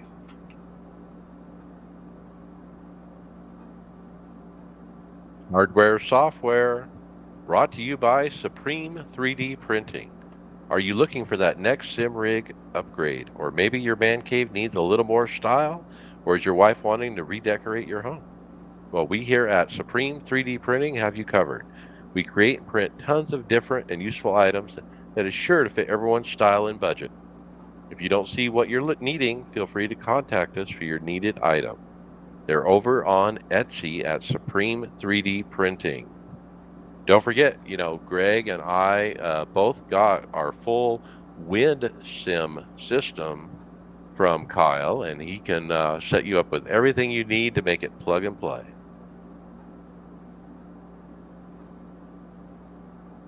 All right, Brian, can you bend your monitor? Yeah, this came by way of a TikTok video from Corsair, and they have a ultra wide monitor. It's a flat screen monitor, and the guy on the demo comes up and he just grabs it by the corner and curves the monitor. It turns from a flat monitor to a curved monitor just by adjusting, grabbing it and pulling it. It's the first I've ever seen anything like this, where a computer monitor can be curved and bent and manipulated like that. Really interesting. I guess my question would be, when you're doing that, does it create any kind of waves on the screen? Because you're shortening the length of the screen when you curve it. That material, something's got to happen with that material. Did they figure out a way to keep it from buckling and folding when you do that, or those or there are folds that are actually seen in that. The video is not long enough, doesn't give you any actual gameplay or anything like that on it to see if there's any effects on the screen from doing that. But that'd be my first question to ask. But a really interesting idea. It's almost like Brian, they left the screen on a black image on purpose, so you couldn't see what it does to the image. Right, They that's put what a I'm afraid logo right of. in the middle. They show him bend it. You can kind of see the ripple in the screen surface, like the light kind of bouncing off of it. But yeah, it's total black, so you really can't tell, what's happening to the image. It's got to be something they figured out to make it either not noticeable or something. Because, I mean, that's like if the image is distorted or something like that, that's pretty much game over. That's not something you'd want to see. So for the audio listeners, I'm going to say it one more time. Imagine a widescreen 42-inch TV, flat, and you just reached out and grabbed the left side and the right side corners or sides and just bent them in towards you to make it a curved monitor. You let go and it holds the curve. It like holds it where you leave it. And it's just fascinating the way it looks. Yeah, I've seen some people's foldable phones in person, and I was skeptical on those, and those look decent. You can feel the middle where it folds, but screen-wise, once everything's running, it looks fine. I'm always skeptical on stuff like this when you first see it, but I'm also thinking, what would be the need to have to bend your monitor into a curved or make it flat again? Hey, I don't know, but technology always advances in crazy ways, and we never see it coming. Then one day it's here. Yeah, I'm going to work on a flat screen, but I want a game on a curved screen. Right. Well, one of the things I was thinking about when I saw this is like how easy it would be to line up the screens if you had triples, because sometimes that can be really, really difficult to get the screens lined up just right. This one you could just bend it to the right position so that the bezels just line up perfect. Yeah, and I guess this would help with having if you wanted your flat monitor in front of you and then the two curves on the side, or however you want to adjust them. This could be your option.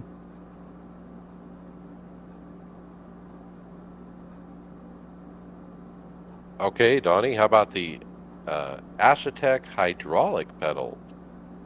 Yeah, Acetec is coming out with some product. It looks like they're attacking that mid-level range for hardware. But they came out with a Pagani R sim racing pedal set is brought to life through a unique collaboration between Acetec Sim Sports. The pedal arms and foot plates of the Pagani R sim racing pedal set are based on the exact design used in the hypercar itself. So it's Pagani's hypercar with just a few tweaks to fit it for racing or sim racing use. The hydraulic sim racing pedals are plug and play out of the box using the Acetec Sim Sport Race Hub. And cool. These look cool, I guess. But I don't know.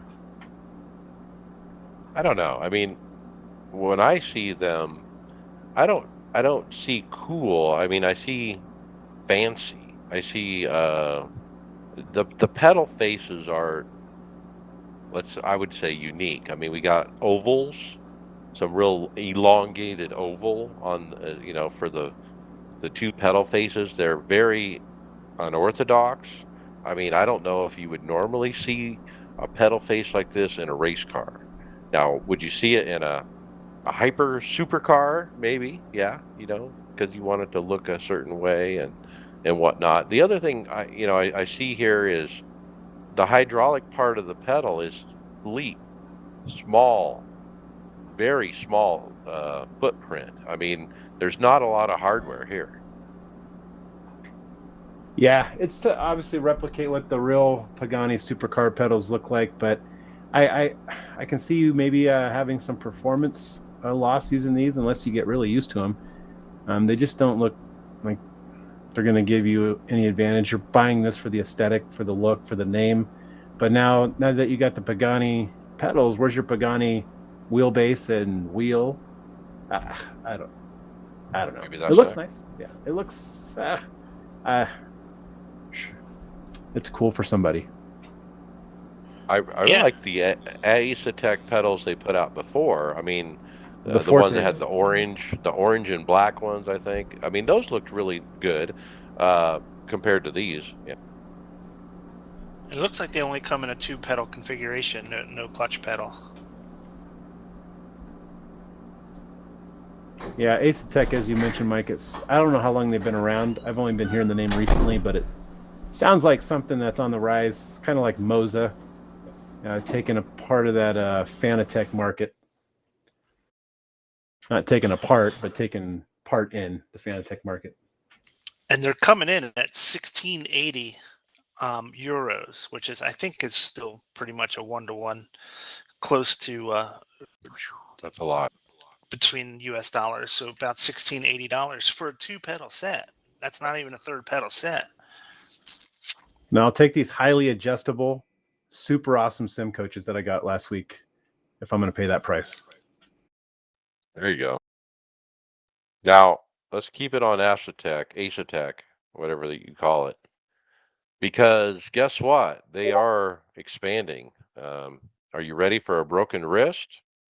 We got a Traxian article by Thomas Harold Lord. He details his experience of getting his hands on the prototype direct drive wheelbase by Aesotech. They call it Invicta. The wheelbase is promised to produce 27 Nm of torque. Now, for reference, the DD2 is 25. The VRS Direct Force Pro is 20.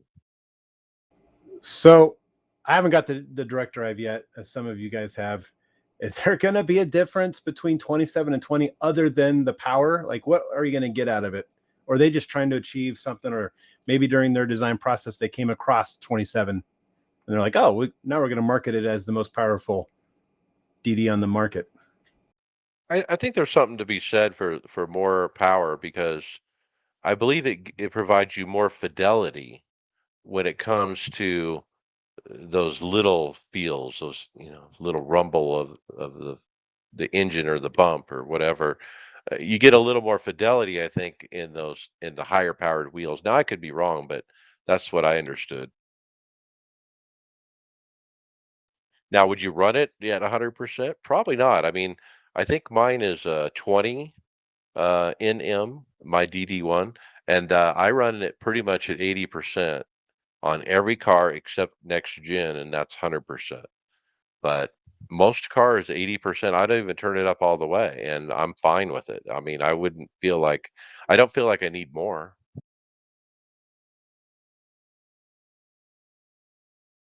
I mean, if I was running 100% on every car and I felt like I need more, then I would say that, but I really am not. So I don't know if, is 27 better than 20? I don't know.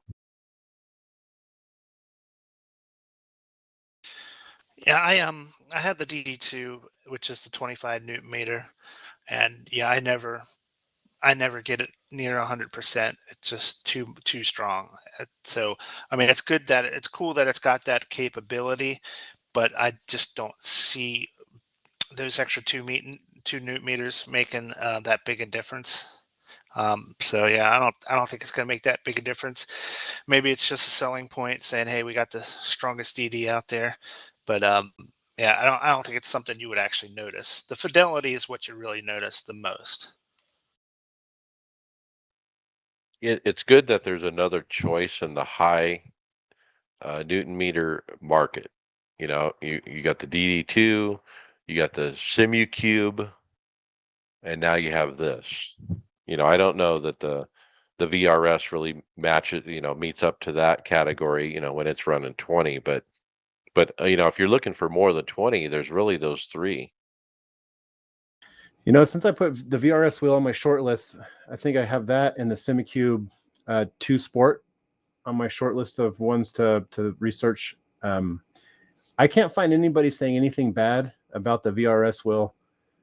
And the price is sitting at $799, but the 20 Newton meters, I mean, I don't know how much personally I would be losing as opposed to the 25 or even the 27.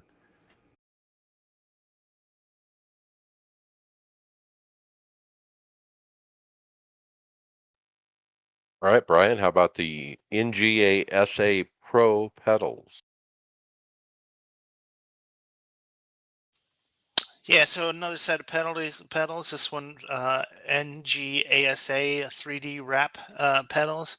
They're like the aluminum alloy type load cell pedals with Hall sensors and 24-bit electronics. Um, it's more of a what you would see for a traditional built pedals, as opposed to the ones we were just talking about earlier that were a little bit more, a little fancier and kind of had that sports car um, commercial look to it than the race car pedals. So yeah, it's a solid looking pedal. They're not. I'm trying to find the price here. Six between five forty Well, nine and six forty 549 to nine. 649 euros. Yeah, depending on whether you get the. Yeah. It looks like it depends on whether you get the clutch or not. So for load set pedals, that's right in the ballpark of your average price pedals. Like they compare probably a little bit higher price than like a Fanatec pedal would be.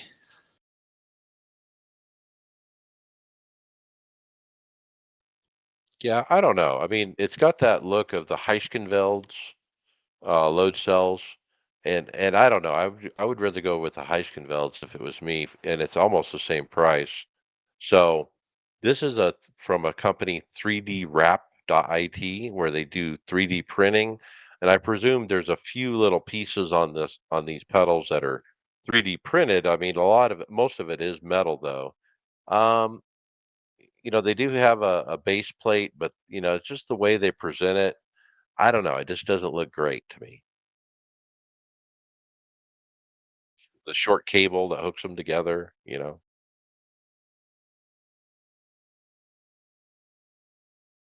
There's so many different pedals out there. I don't know about this one, but yeah, it's out there.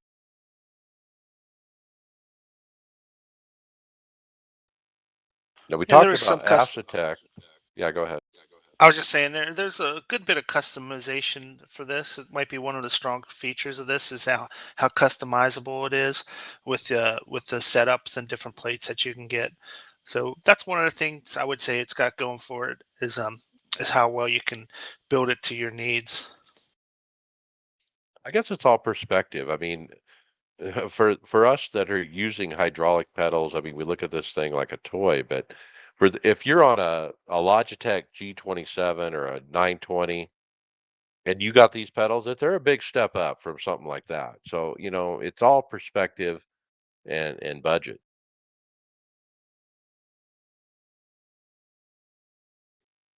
Now we talked about Acetec as a big mover in the hardware, and now Moza is really coming to the forefront as well. And we have literally a collection of videos uh, from the new Moza R5 bundle. Now this is a direct drive wheelbase, a set of pedals, like the cheapest, most basic pedals you could dream of, and a steering wheel, an oval wheel with a nice button pad, button box, and whatnot. The oval wheel looks pretty nice. I think it's 11 inches though. Um, the direct drive wheel is basically a knockoff of the Fanatec CSL DD, and it's going to have the same 5 NM power as a CSL DD is, and it's going to be a competitor to that. Well, they're doing the bundle where you get the wheel, the base, and the pedals all for one price. So it I think it's wasn't. under $600. Yeah.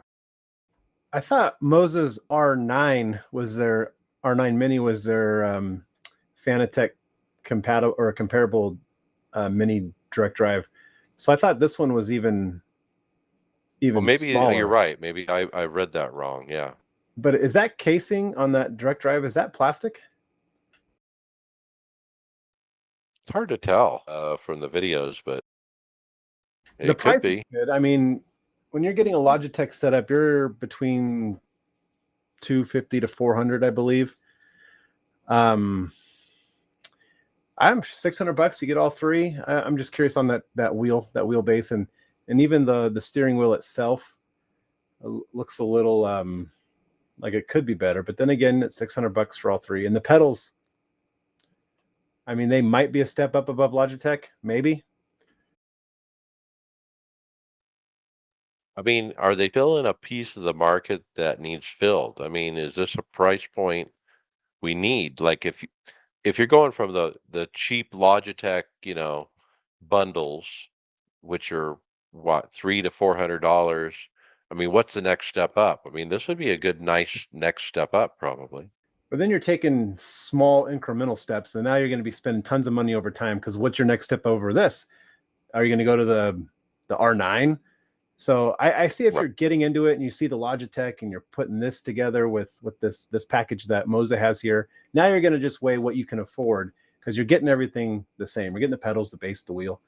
No shifter, so you got to outsource that shifter. I mean, you have the paddles on the wheel, but so yeah, that's something you'd have to weigh the cost in. I'm sure the quality's slightly better on this Moza, but yeah, I don't know. I don't know if you'd go from Logitech to this. You'd probably want to take a bigger leap and just take a bigger leap in the hardware jump than going to this. But maybe this as a starting off point. We've talked about that all the time. I mean, buy once and save instead of buying twice, three It, times, like you say. it's hard to buy once in the beginning when you don't know what you're doing. So you're going to go after the shiny, the Fanatec with the nice website, and it has everything together and it looks great. And so that's where you start. That's where I started. And then you slowly start to realize there's other options out there. So it's you shouldn't take the step by step by step by step. I think maybe buy what you can afford in the beginning, get yourself passionate about the hobby, and then really start thinking about what you want. And I'm a weirdo. I like my list of things, and I do my research. And so I've got every component that I'm going to upgrade, and I've got a list of what I want. And you kind of have, in my opinion, now not everybody's the same, but to make small steps, you're gonna be spending a lot of money over a short period of time or a long period of time, however quickly you do it. Yeah, I don't know. If I bought this package, I wouldn't think this would be a one and done kind of purchase. Now, You're you go buy those Sim Coach pedals, I bet you feel like you're never going to buy another set of pedals again, right? that's it. I'm done. And with their lifetime warranty, it's awesome in their customer service. No, honestly, there's nothing above this. I'm going to invert these. These are mounted to the deck right now. The ones I tested in shop are inverted, so yeah, I'll eventually invert these. But yeah, so this is the top for me for pedals. So now I'll work on the next components to the game here and see what direction I want to go, and hopefully start cutting metal this week to start putting together the new rig. Wow. Okay.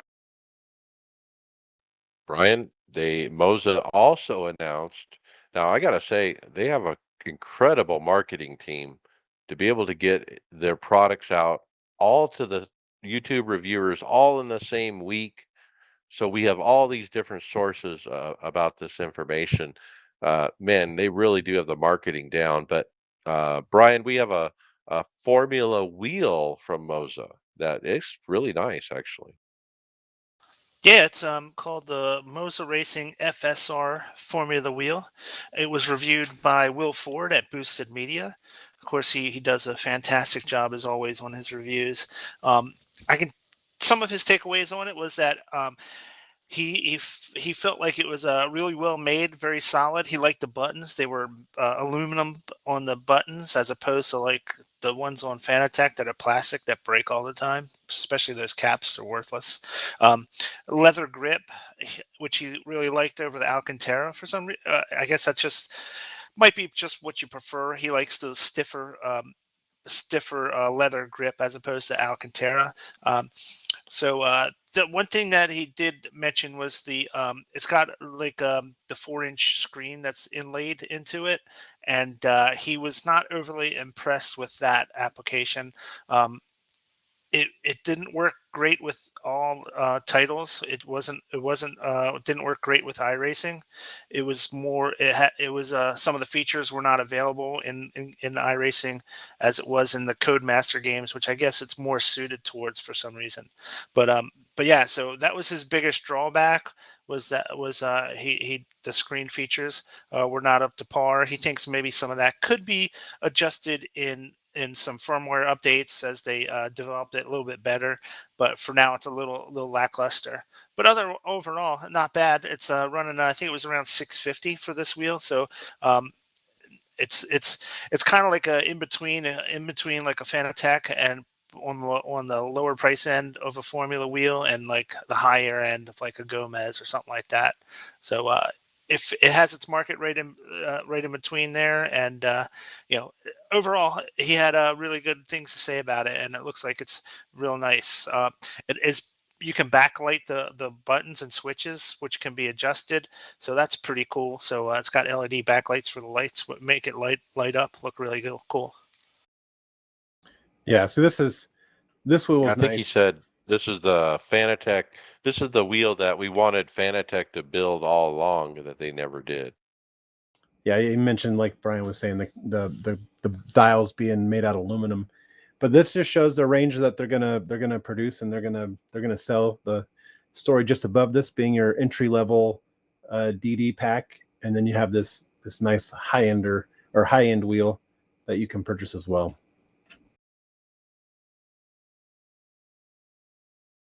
Pretty cool. I like the look of it. Pretty neat look. Okay, so Bonnie, tell us the top 5 reasons to choose sim coaches, which you did. Yeah, so they Lawrence and the guys, they're releasing. He said they're going to release a video every single day, and they want people part of their Discord to basically like and comment on it, so they can start working in the algorithm, so it can start developing the algorithm essentially. But no, the top 5 reasons were adjustability, and based off what he has here, he's put 2 pedal videos out in the last 2 days. The How you can adjust the pedals, the face, the throw, the pitch, the hydraulicness, their visor app. You can go in there. The design, the lifetime warranty. It's just overall a great pedal set. It's an awesome video to watch. It just further sells the video or the pedals itself. Obviously, they're expensive. They do cost some money, but they're made in America. Every part there, except for the hydraulic component, they actually no, because the hydraulic component they have now in the pedals No, they they make talks about themselves. building that. Yeah. Yeah. So the ones they didn't before. So prior to me showing up on at the shop Friday, I watched Boosted Media's video of their hydraulics pedals leaking. So I asked them about it, and I said, "Hey, what's the story of this? Because they're leak proof and whatnot." And those were a previous version Willwood hydraulic cylinders that they use. These ones they went ahead and made themselves, and so far so good. I've only had them a week. Only ran probably a couple hours on the pedals and nothing. But for them to be able to take what they learned from that and then to just make their own hydraulic cylinder, which honestly looks really good. The construction behind it looks really good. It's just awesome, and it's. I mean, the craftsmanship behind it is awesome. When they gave me the tour of the shop, and they were showing me the real world side of stuff, and they were making brake calipers for, I can't remember what car it was, but I was like, oh wow, so when you're done you polish these up? And he's like, no, this is what they come out of the lathe looking like, and that's the quality they have. They're such a fine detail to their lathing that they come out looking polished, which is pretty incredible.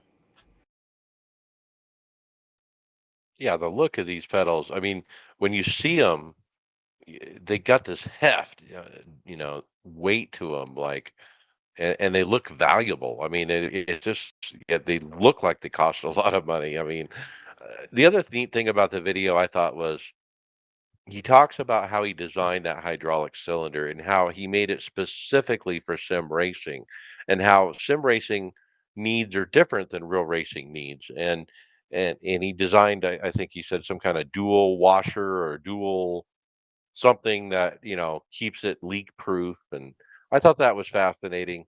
I mean, the other fascinating thing about Lawrence is throughout the video, he does like these little quick commercials, like 10 seconds. Hey, go like and share and do this and that. And hey, here's my phone number. I want you to text me now and tell me what you think. And he's really putting his phone number out. Like he really wants people to text him and talk about sim coaches breaks and pedals and answer his questions. I mean, he's ready to really service you like a one-on-one situation. So we didn't set any time aside for me to discuss what I experienced at the shop, but I mean, when you call that 702 number, he picks up the phone. When you text it, he texts right back. When you email, you get an email back right away. The Discord is phenomenal. It just feels like you're a part of something and something that's growing. And they talked about some products coming down the pipeline, and he said nothing was confidential. Whatever we talked about, I can talk about here, but it was just awesome to be able to see that going on. Um, but yeah, the text, like he will respond to you. He's responded to every message I've had and every question. When I asked him what his, cause so when we tested the load cell setup in his lobby, the pedals were inverted. And so I asked him the other day, I was like, hey, what is your degree that you have that plate set at? Cause I'm going to invert mine. And he's like, hold on, let me get back to you. And I think today in the Discord, I haven't checked yet, but I heard that they're coming out with an inverted bracket so you can invert the pedals. So, I mean, and just things we talked about, they're coming up. So the first thing they're coming out with this year is going to be the wheel. It's going to be a Gomez type wheel. It's going to be in that range and it's going to be in that price point. But the shifter, the sequential shifter, that's going to be the next project that comes out sometime second quarter, third quarter next year. But he, like, for instance, he didn't have I was like, oh, what's it going to look like? And he didn't have a design quite yet. And I was like, it'd be cool if you can have it look somewhat like your handbrake. And then he went immediately to his handbrake and started looking at it. And he's like, wow, I think you're right. I think we can make something off of this. And I don't know. He just seems like a down to earth person. Everybody in the shop was incredible. It was just a good experience. All right, cool. Glad to hear about your tour and your purchase. Sounds like a good buy. Next I got is the AMD 7000 series details. We got a video here on the AMD 7000 series processors, and guess what? They're outperforming Intel's best at around a 12% average, according to Jay's 2 cents. And these videos are kind of hard to read. They kind of, I mean, hard to watch. They kind of melt my brain a little bit when he starts talking all these specs, and I really have to pay attention to try to understand what he's saying. But basically, the new AMD 7000 chips that are coming out, they're going to be the ones to get for sure if you're doing a new build. Intel is not even in the ballpark, according to Jay. The best chip that they're offering is going to be about 700 bucks, and it's not real. I think he said it was only 290 watts. It doesn't use a lot of power like some of the previous generations, and it's only the 5 nanometer thick or whatever. It's like the thinnest one they've come out with yet, and that's what is driving the clock speed. I think it was 5,900 megahertz, which is this insane, and that's out of the box. That's not overclocking. It's you plug it in, you got 5,900 megahertz. Yeah, and as I run the Ryzen 7 now as my chipset, but as I upgrade, I'll be going this route mainly. But I hear they iRacing. I mean, I have the AMD graphic cards as well, but I hear iRacing doesn't allow the AMD cards to run their full capabilities. I was reading that in the forums, because it seems like a lot of guys run NVIDIA cards on the service. Yeah, I think they were telling you that in our Discord chat this week. That's what it was. Yeah. They were, yeah, they were saying basically NVIDIA is a little bit better, and I believe it's because of the ray tracing, but I'm not sure.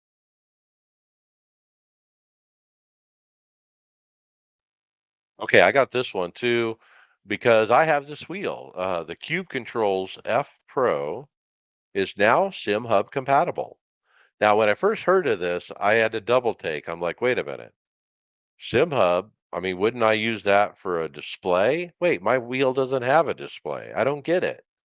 So I had to kind of look at this thing a few different times. I looked at the Facebook group as well, and I kind of figured it out. But basically, you're using SimHub to control the LED lighting with the wheel. So before this, Cube Controls has a proprietary software you can run, which you can go in and assign the colors to the various buttons. Kind of a cumbersome piece of software. It wasn't really great. It only had one profile, like you couldn't have multiple settings where you could switch between them. But now they've integrated with SimHub. So what I had to do is I had to update the firmware on the wheel. I updated the software for the wheel, and then I had to get the beta version of SimHub. Now, the beta version of SimHub has a new tab called Devices.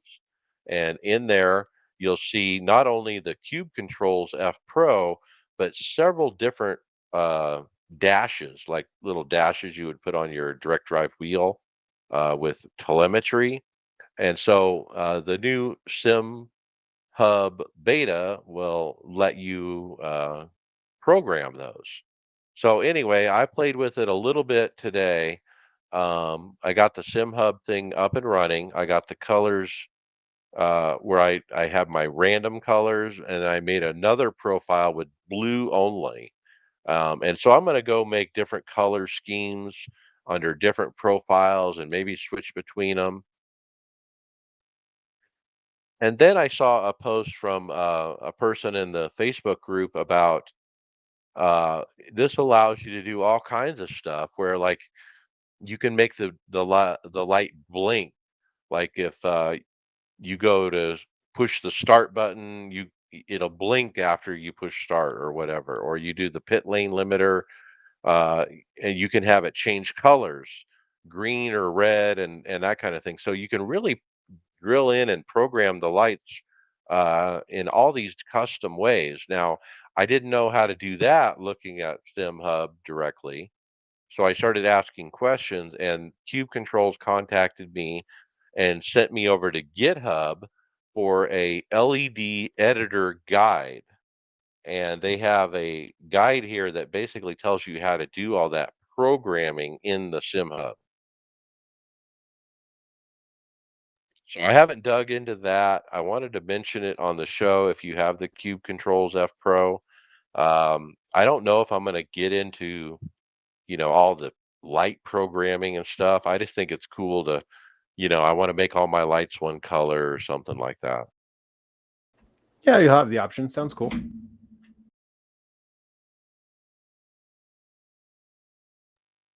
All right, let's go into results next. It's the NASCAR iRacing Series, Daytona. Let's finish up Friday Open, P6. Greg and I ran P1, P2, the first part of the race. Stephen Llewellyn was also in our race. He eventually got up there with us. At one point, I made a bad move to the top and I lost some track position, but I worked my way back up for the final restart for us to be first, third, and fifth. So we were lined up 1, 2, 3 on the bottom lane. It was like the most perfect scenario for teammates trying to win a race. So we had a nice little breakaway too after the restart. We wind up coming up to the final corners, and Stephen Llewellyn, who was second in line behind Greg, made a move on teammate Greg and basically took the win. And then as soon as he went around Greg, I mean, everyone else behind us came flying up. They got the draft or something. And so we had to fight them off.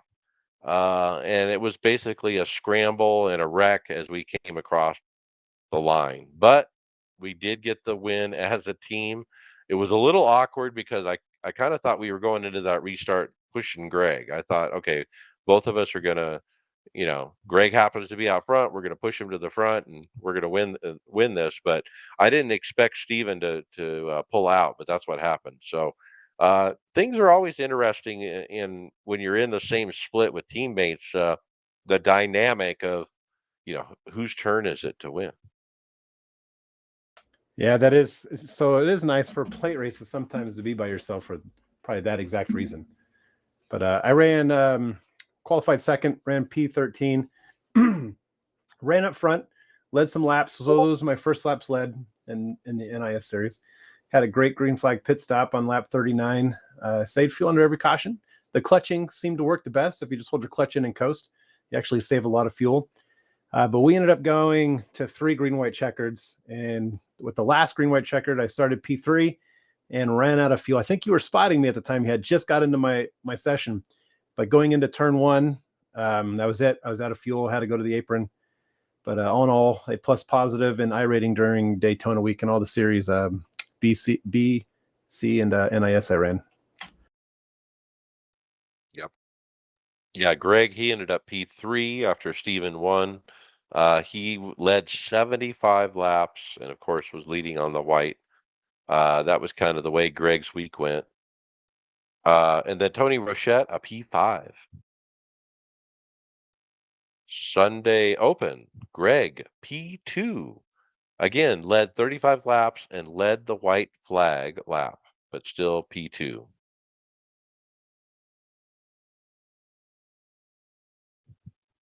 David Hall wrecked on the white flag, running in the third lane, and one of the greats made a mistake on the apron and took us all out. Okay, Sunday fixed. Brian, you were there. You were trying. You were there with me, but it didn't work. Yeah, I'm having some issues, and it's going to probably require some rebooting. I'll talk about it. That's going to be my final thoughts. But I didn't. The lowdown is I didn't get the race with you, Mike. I was really disappointed. You were registered and everything, but it didn't. You weren't able to get it in there. Correct. All right. Well, my race Sunday fixed. I got involved in the first 3 cautions. I had 1.5 minutes damage. I was able to recover after fixing it up to lead some laps on the on the final stop. I ended up with excessive speeding and had to drop to the end with 18 to go. I got involved in another wreck with 2.5 minutes damage, and I was getting it repaired. And then at the end of the repair, it ended up giving me tires and I lost the lap. So here's how it plays out. I pull in for repairs, I uncheck my tires, and I think I unchecked my fuel too because it was near the end. I sit there for a minute and a half and I get repairs. I wait until the pace car's coming and it's 4 seconds away.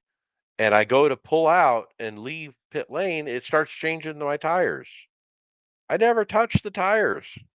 Now, I'm not the first person this has happened to. It's happened to me before this season. I know it's happened to David Hall. We need this crap fixed. I am definitely not picking tires. My software programs are not picking tires. Why is it giving me tires a minute and a half after my stop has started? I lost a lap because of that, and it sucked. But anyway, later I actually got the lucky dog, and I restarted P10 on the final restart. I got wrecked coming to the line, and that put me over the incident limit, and I got the black flag, and it ended up P18. Tough week for me. I didn't get my Daytona win that I usually get, so I'm a little disappointed. All right, Donnie, how about Wednesday Open, Darlington? Yes, looks like Kyle got a win. He started 10th and slowly worked his way to the top 5 in the first 7 laps. Lap 13, a caution came out. He was trying a strategy that didn't work out and restarted P1 but faded fast. Hopefully that wasn't the Leahy strategy. In a handful of laps, you got a caution and you got tires. Restarted in the high 20s and through attrition, he marched his way.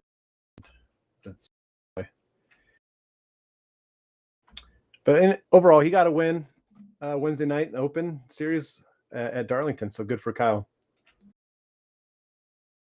Yeah, and I hadn't realized this. Kyle hadn't won for quite some time. I think he said his last win was Spring Talladega last year. So congratulations, Kyle Pendergraft. I was able to jump in at the end and watch the end of his race, the last start. Bobby was there as well, Bobby Jonas. Um, it was fun. It's always fun to see a teammate break through. I mean, there's a reason that all these guys are on this team because I feel like they're winners and I expect them to win at some point and sure enough, all of us end up doing it. So congrats to Kyle. And Darlington My too. race, I got oh yeah, Darlington's tough. Yeah. So my race, P12.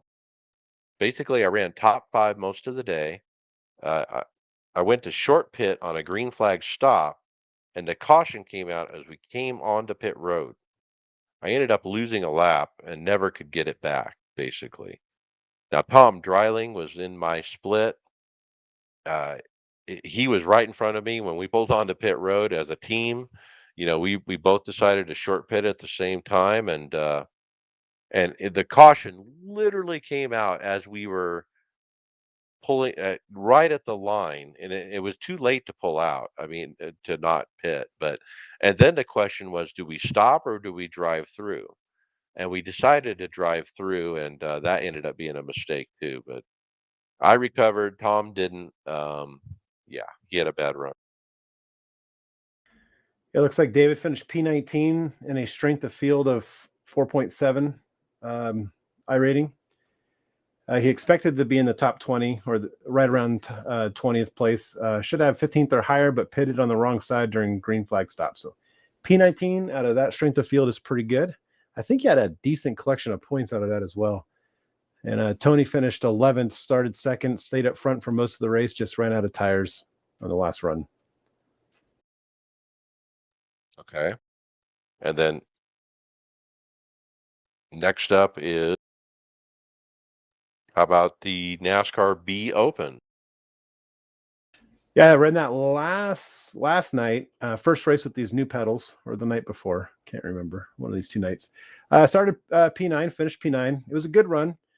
My speed fell off a little bit towards the end. Only received it was a little bit of I think we had 100 laps in this race, but I only received one stripe, and that was my fault for testing out the tire limit going into one. I want to see if I could pick up more speed, but it didn't do too much damage. Just brushed the wall. But 100 laps, brushed the wall once, so I was pretty proud of that. But other than that, it was good. I love Darlington. I just love it. It's such a contrast from last week, and I always do well here. Always have good runs. Always enjoy myself at this track. All right, so let's move on to Fast Track League on Monday nights. P4, a good team showing. Too many cautions at the end. We had to pit before the final green white checker. So, same thing that you had earlier, Donnie, where we ran out of fuel prematurely before the end, and we had to literally pit with just two to go. That put us back. There were several that had worked the fuel correctly, and so that put them in front of us. And I still don't know how they figured out the fuel. They must have pitted on one of those short cautions when we didn't notice. But P4, Greg got P5, and Joe Owen P9. The three of us were pretty much lockstep most of the race. We were running up front. We were looking good. We were working as a team.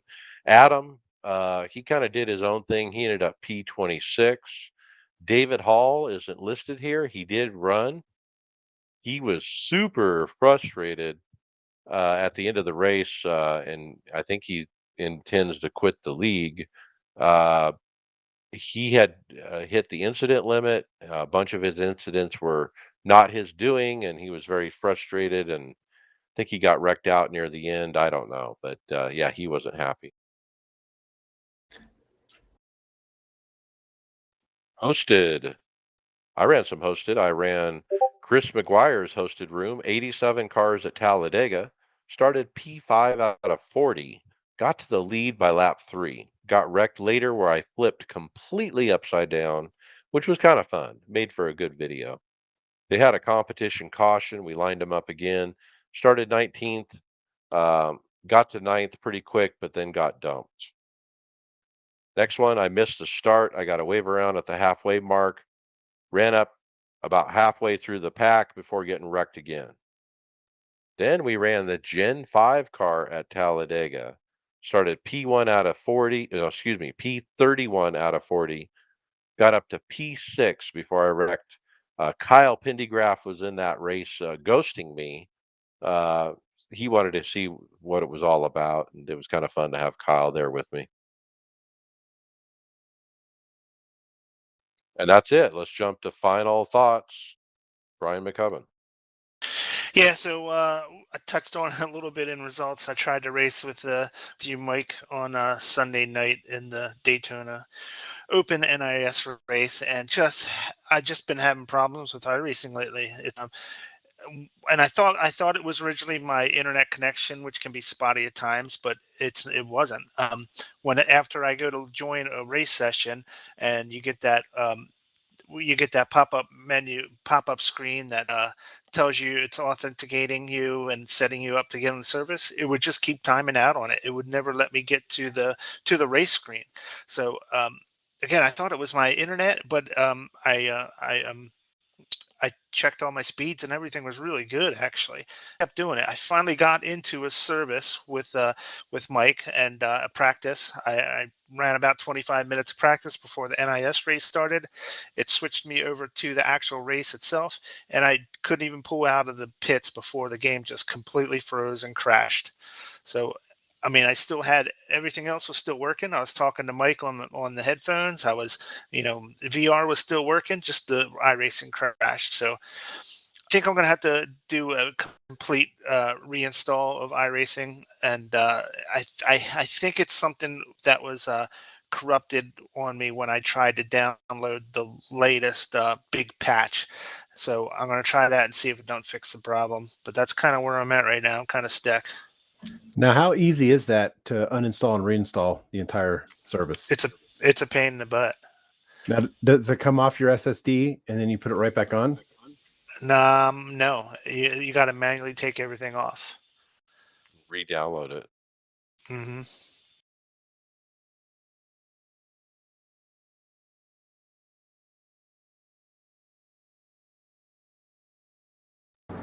All right, very good, Brian. I hope it works out. Maybe reinstall Windows at the same time. I don't know. I think that's what I'm going to do, Mike. I think I'm going to do start from scratch. I mean, if you're going to go that much trouble, do Windows too. Yeah.